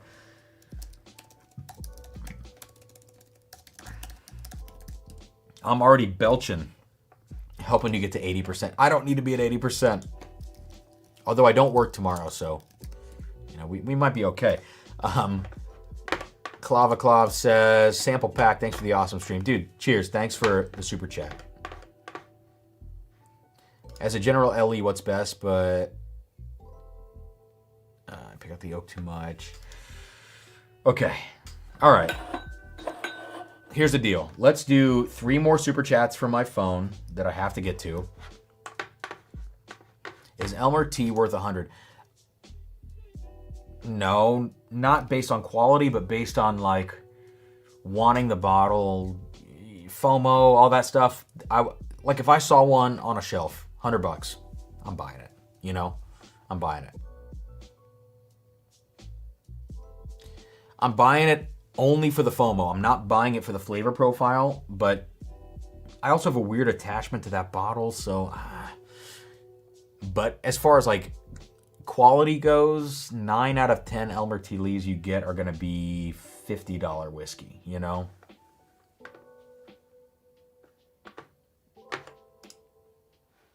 Adam Taylor, I have it. I'm going to get to it here in a second. Yep. I promise. All right, 3 more super chats. Then I'm going to pour something, a final tasting. I'm going to get the rest of the super chats while I do it. And then we are out of here. You guys are the fucking best. Thank you for being here tonight. Seriously. What a crazy tasting and flight and comparisons. Yeah, I don't know. I know there's a lot of new faces in the chat tonight, given the topic of tonight's stream, but it's pretty cool. So Adam McIntyre, I got you in for 4 entries. Appreciate you, man. Alan Maloney got you in for 8. Said Sarah's moving funds. Yeah, exactly. Zachary Powers in for 4. Said watching this, anticipating my Ohio liquor lottery loss. Me too. Tomorrow we're gonna find out together. And Guy, my freaking OG Guy, in for 20 entries. Says cheers. Thanks, dude. Come on. That's awesome. All right, here's what we're going to do. Here is what we are going to do.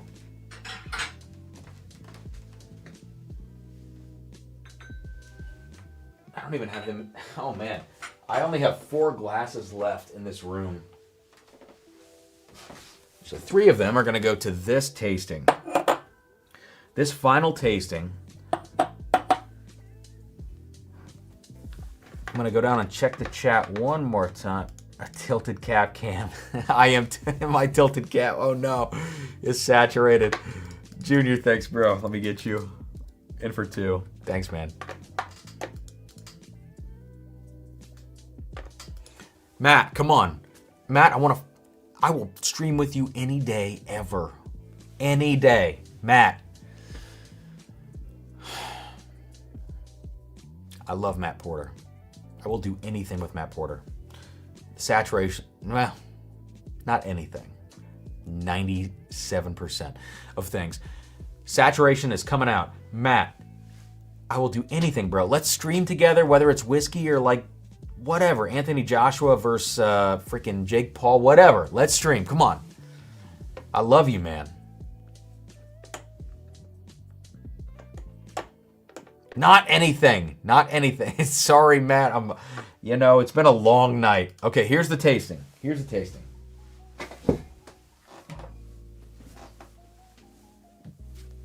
It's not fair. This is not fair. This, I have 3 glasses. This is going to be all the way on your right, out of the 3. Okay, so I'm going to pour this. It's in the glass that has the writing on it. And then here's what else we're going to do. This is for Kenny. So, George T. Stagg. In both of the other 2 glasses, here I am just wasting George T. Stagg because Kenny wants me to froth it. So we're going to froth the middle GTS. The middle pour.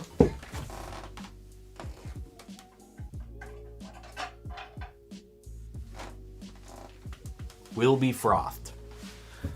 Because sometimes when you have like high proof whiskey, a whiskey that's a little too oaky, you can froth it, you can kind of aerate that thing and make it a little better. It's also just hilarious to froth a whiskey. So let's do 5 seconds frothing this GTS. 1, 2, 3, 4, 5. All right. So a little froth on the middle GTS. I have nowhere to put this. This is a packed table. Okay. So that's the final comparison. Is Amy in here right now? Oh my God, Amy, what's up? I love Amy. Amy, you know what? You're in Virginia, right? Is it North Carolina or Virginia? I feel like I've seen 2 addresses. Regardless. Amy, if we went to Dream Spirits, which I think is Virginia, or if we went to Sagamore, which is in Maryland, would you want to, like, would you be able to come to that, or would you even be interested to come to that, like a barrel pick? Those are some fast seconds. All right, let's do a little more froth then. A little more froth. Where's the frother? All right. 1 Mississippi, 2 Mississippi. Okay, all right. We got the froth going. We got the froth going. Okay. Lido. No, man. Lido, I got your Venmo. I got your Venmo. I am back to Nick T on Venmo. Nick Tippin is in for 6 more. Said, love to see more content. Killing it, man. Thank you, Nick.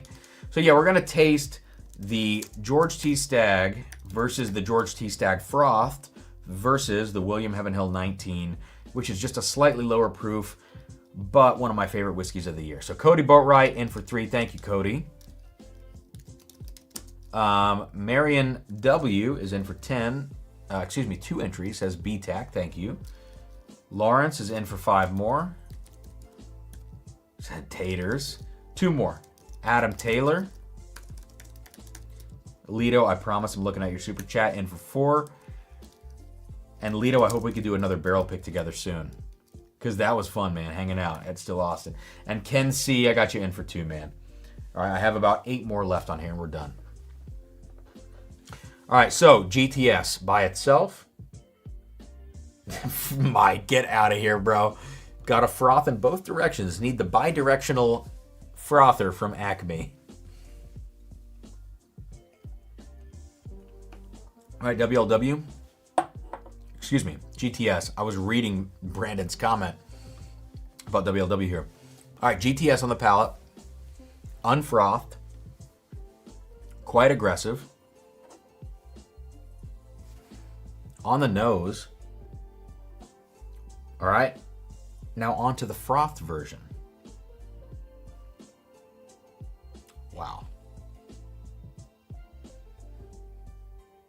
Wow. The frothed version is way richer. Wow. And oakier and yeah, more leather, more oak. Wow. You have to froth this whiskey. That's so stupid. Oh, that's so stupid. You gotta froth this GTS. At least on the nose. The nose is so much better. Oh my God. Kenny, come on, man.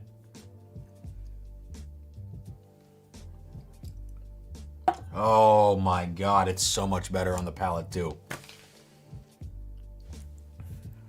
20 is good for 4. Yeah, 20, it's 5 every entry.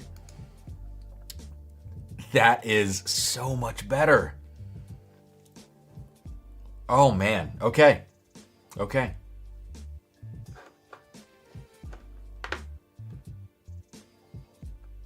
What is it? Let's call it a club. Yep. All right, a few more super chats here. So here's the deal. George T. Stagg this year needs a lot of air, or just froth it for freaking 5 to 7 seconds. It's remarkable, the difference. All right. Last one was Ken on the super chats. Justin O.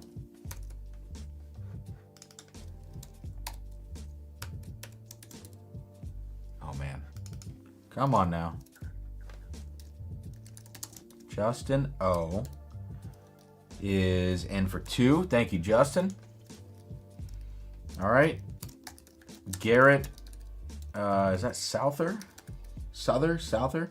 In for 4. Thank you, man. We're going to race to the finish here. Marshall C. I know Marshall, in for 4. Marshall, I sent your package out today. Gardner R. in for 1. Thank you. Adam Taylor is in for 4. Said a different Adam needs a win. Nice, yeah. I agree. You know what? I couldn't agree more. Lito, there you are, man. In for 10. Thank you, Lito. I got you. Enrique Botello, or Botello, but Enrique Botello is in for 1. And finally, Stephen Carter is in for 5. I think I got you all. Holy shit. Start over, but everything froth, says Mike. I hate my life. I can't. All right, now on to the William Heaven Hill 19 versus the frothed version, the better, honestly, version of GTS 25. God, I can't believe that's better. I hate my life. It's so much better, too. That's the problem. It's like obvious. In a blind, you could pick that out straight away. All right, William Heaven Hill. That's just my profile. That is just my profile. It's coffee. It's mocha. It's dark chocolate. It's oaky. I don't know. Wow.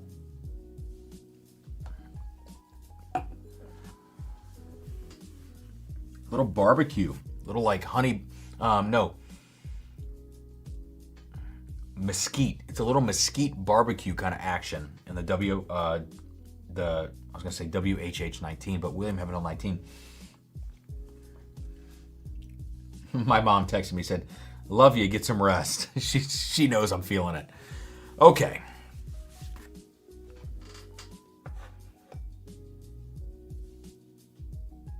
Man. So GTS 25 frothed, William Heaven Hill 19 unfrothed. That's GTS. So much lighter and sweeter overall. Yeah, William Heaven Hill wins. It's so much darker. Oh, that is my favorite. That's my favorite whiskey I've tasted this year. It has bitterness. It has a lot of oak. But there's so much going on there that I'm okay with that. Okay. Final check. Final check between all the different Venmos and PayPals and live chat and everything else. Let me check one last time before we do this this giveaway. All right, we're good.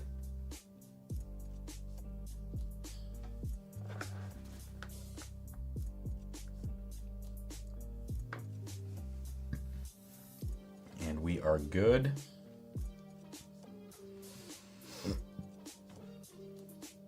And I'm belching, and that's not great. Kenny. Okay. All right, Kenny. Don't rub it in, dude. Don't rub it in. All right. We are good for the giveaway. We have 495 entries, which is insane. So I'm going to give away... Here's what I'm going to do.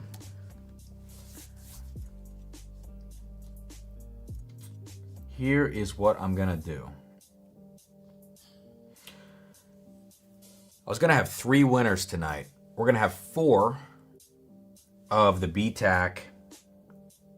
4 winners for the BTAC, which is going to include the Remus, the Wellers, and whatever else I said. And then we'll do 2 winners of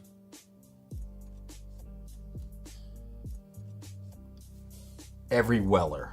So let me write this down so I don't forget. And I appreciate that. I mean, I appreciate your generosity, guys. So tonight is 11:20. All right. 4 winners. BTAC, Remus, Saz Foolproof. What else was in that? Yeah, CYPB. Weller single barrel. All right, and then 2 winners are going to get all 6 Wellers of the Rainbow Collection. So we have 6 total winners tonight. No duplicate winners. Let me copy all these names.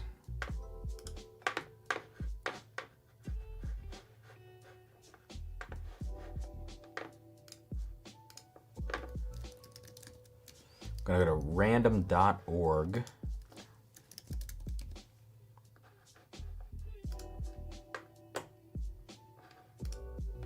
All right, let me share my screen with you guys.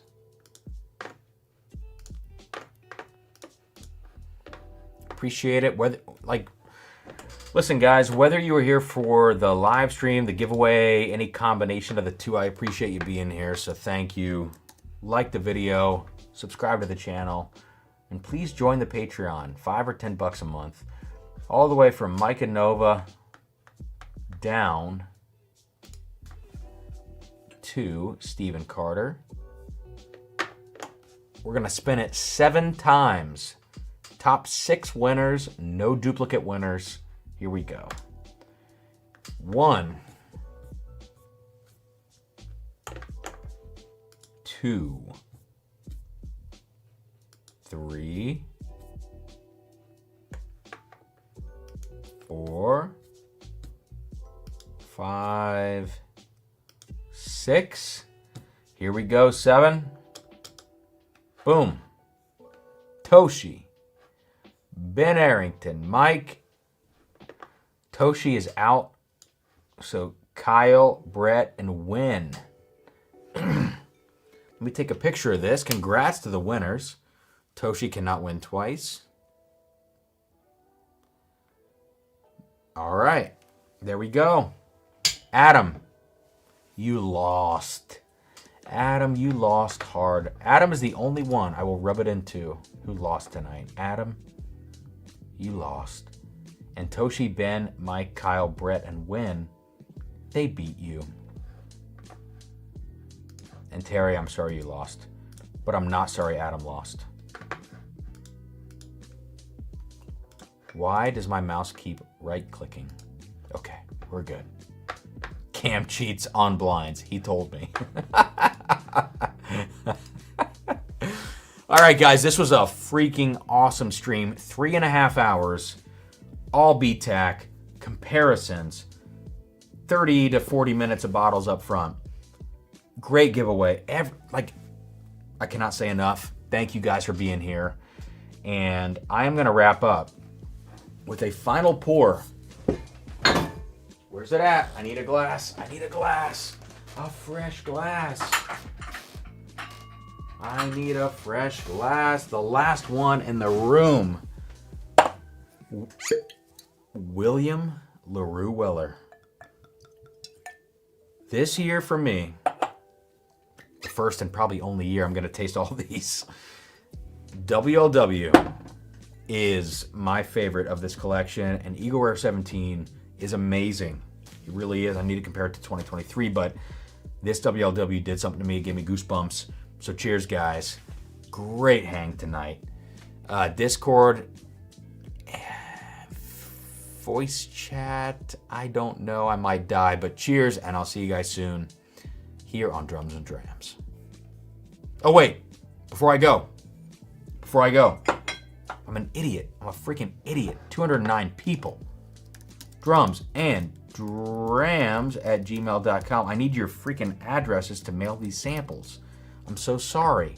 Winners of tonight's live stream, of this giveaway, email me. Give me your mailing address. Remind me that you won. I already have the screenshot, but remind me. Give me your address, and I'll ship these samples to you. Sorry about that, guys. Cheers. Fun freaking stream. Best one of the year. See you soon.